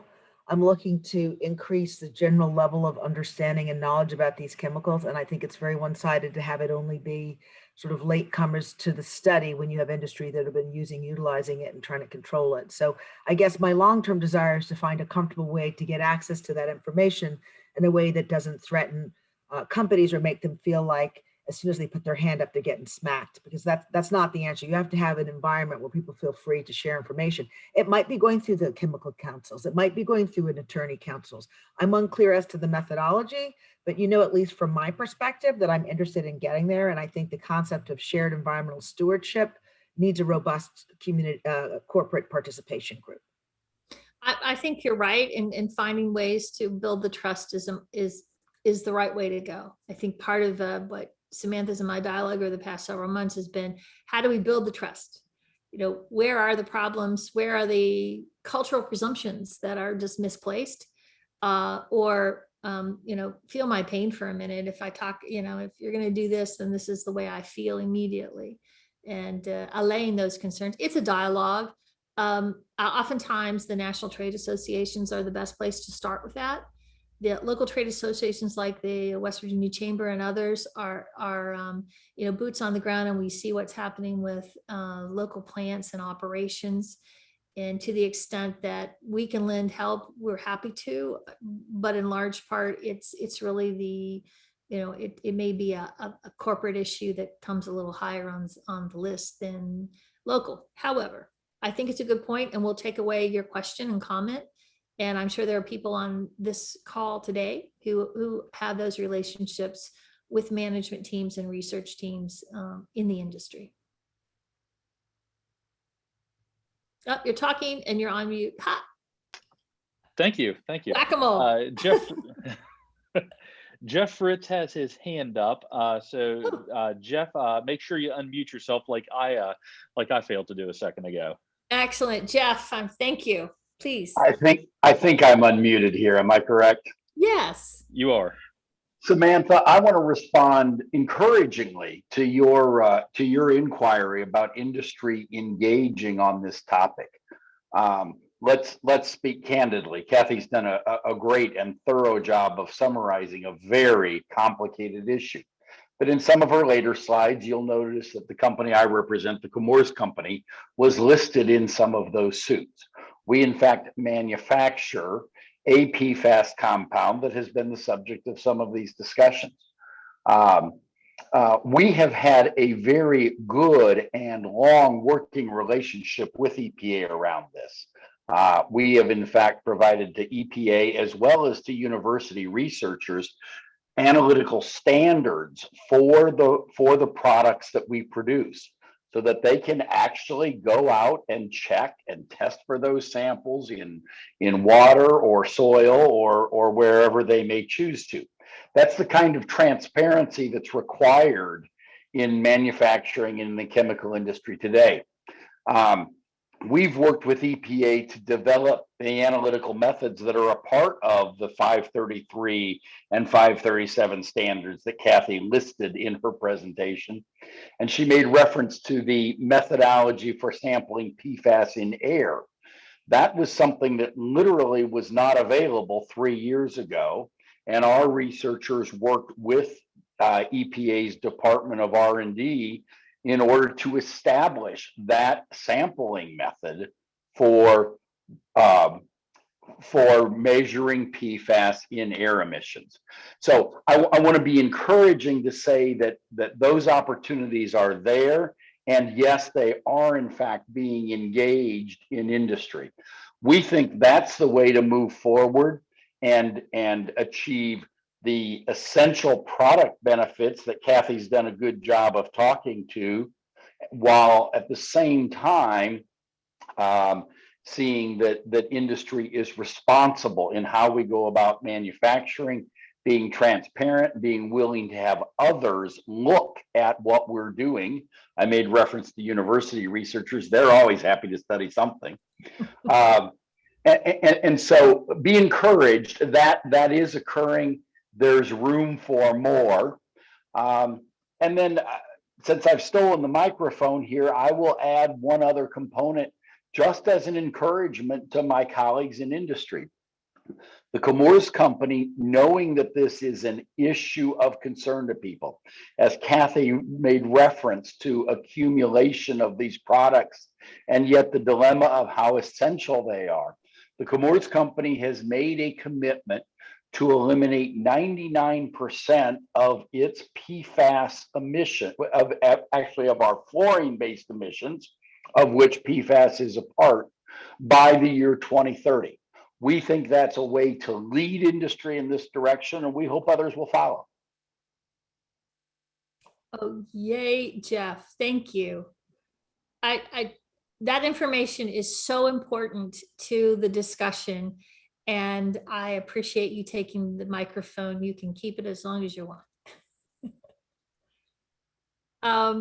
And so, you know, what I hear Jeff saying, and I'm sure if we, and by the way, Chemours is a very wonderful ESG report. And I'm sure if we dug into that, we would see some of the discussion topics he's addressed. There is an ongoing commitment by business and industry to manage these questions that are being asked by, you know, all stakeholders, whether they be public investors, private investors, or just community leaders. So I think it is fair to say that there's a conscious effort to deal with it. Anybody else have anything to offer relative to either Jeff's comments, my comments, Samantha's? In fact, let's open it up for the whole conference. If there's any follow-on you want to provide or discussion, we're here for you. Lunch, I hear people saying lunch. Okay, I don't see any other questions. what I'll say now is, one, thank you for sticking with us over the last year and a half. Last summer we did hot topics and ran those in, and this year we just did 3 speakers in the morning. Appreciate your chair time that you've offered us today. We'll try to do something a little more dynamic and in person when the time is right, and when the topics present themselves. And I think all of that will be coming up pretty soon. With that, I want to thank you, Brian, for being here to babysit us and making sure we're getting these. None of us had our links. We were lost today. So it's good to have adult supervision at all times. But in addition to that, Brian's been a very effective advocate for the business community, for the state legislature, and relative to West Virginia. So Brian, thank you for your leadership also. Thank you. Thank you, Samantha and David, for your participation and taking time to prepare presentations. And I'm going to thank my dog for not barking. And Kathy, if I could just add on my thanks to you, David, and Samantha for joining in today. This was an excellent conversation. Just for the benefit of everybody here, we have recorded this. It takes a little bit of time for Zoom to make that ready, but then we'll get that uploaded so that you'll be able to go back. If you want to hear parts of the conversation again, that will be available. So we will get that out there. And I just wanted to give a reminder, if you want those 3.5 CLE credits, I know the attorneys in the room like those, just make sure you send me an email. My email address is bdayton@wvchamber.com.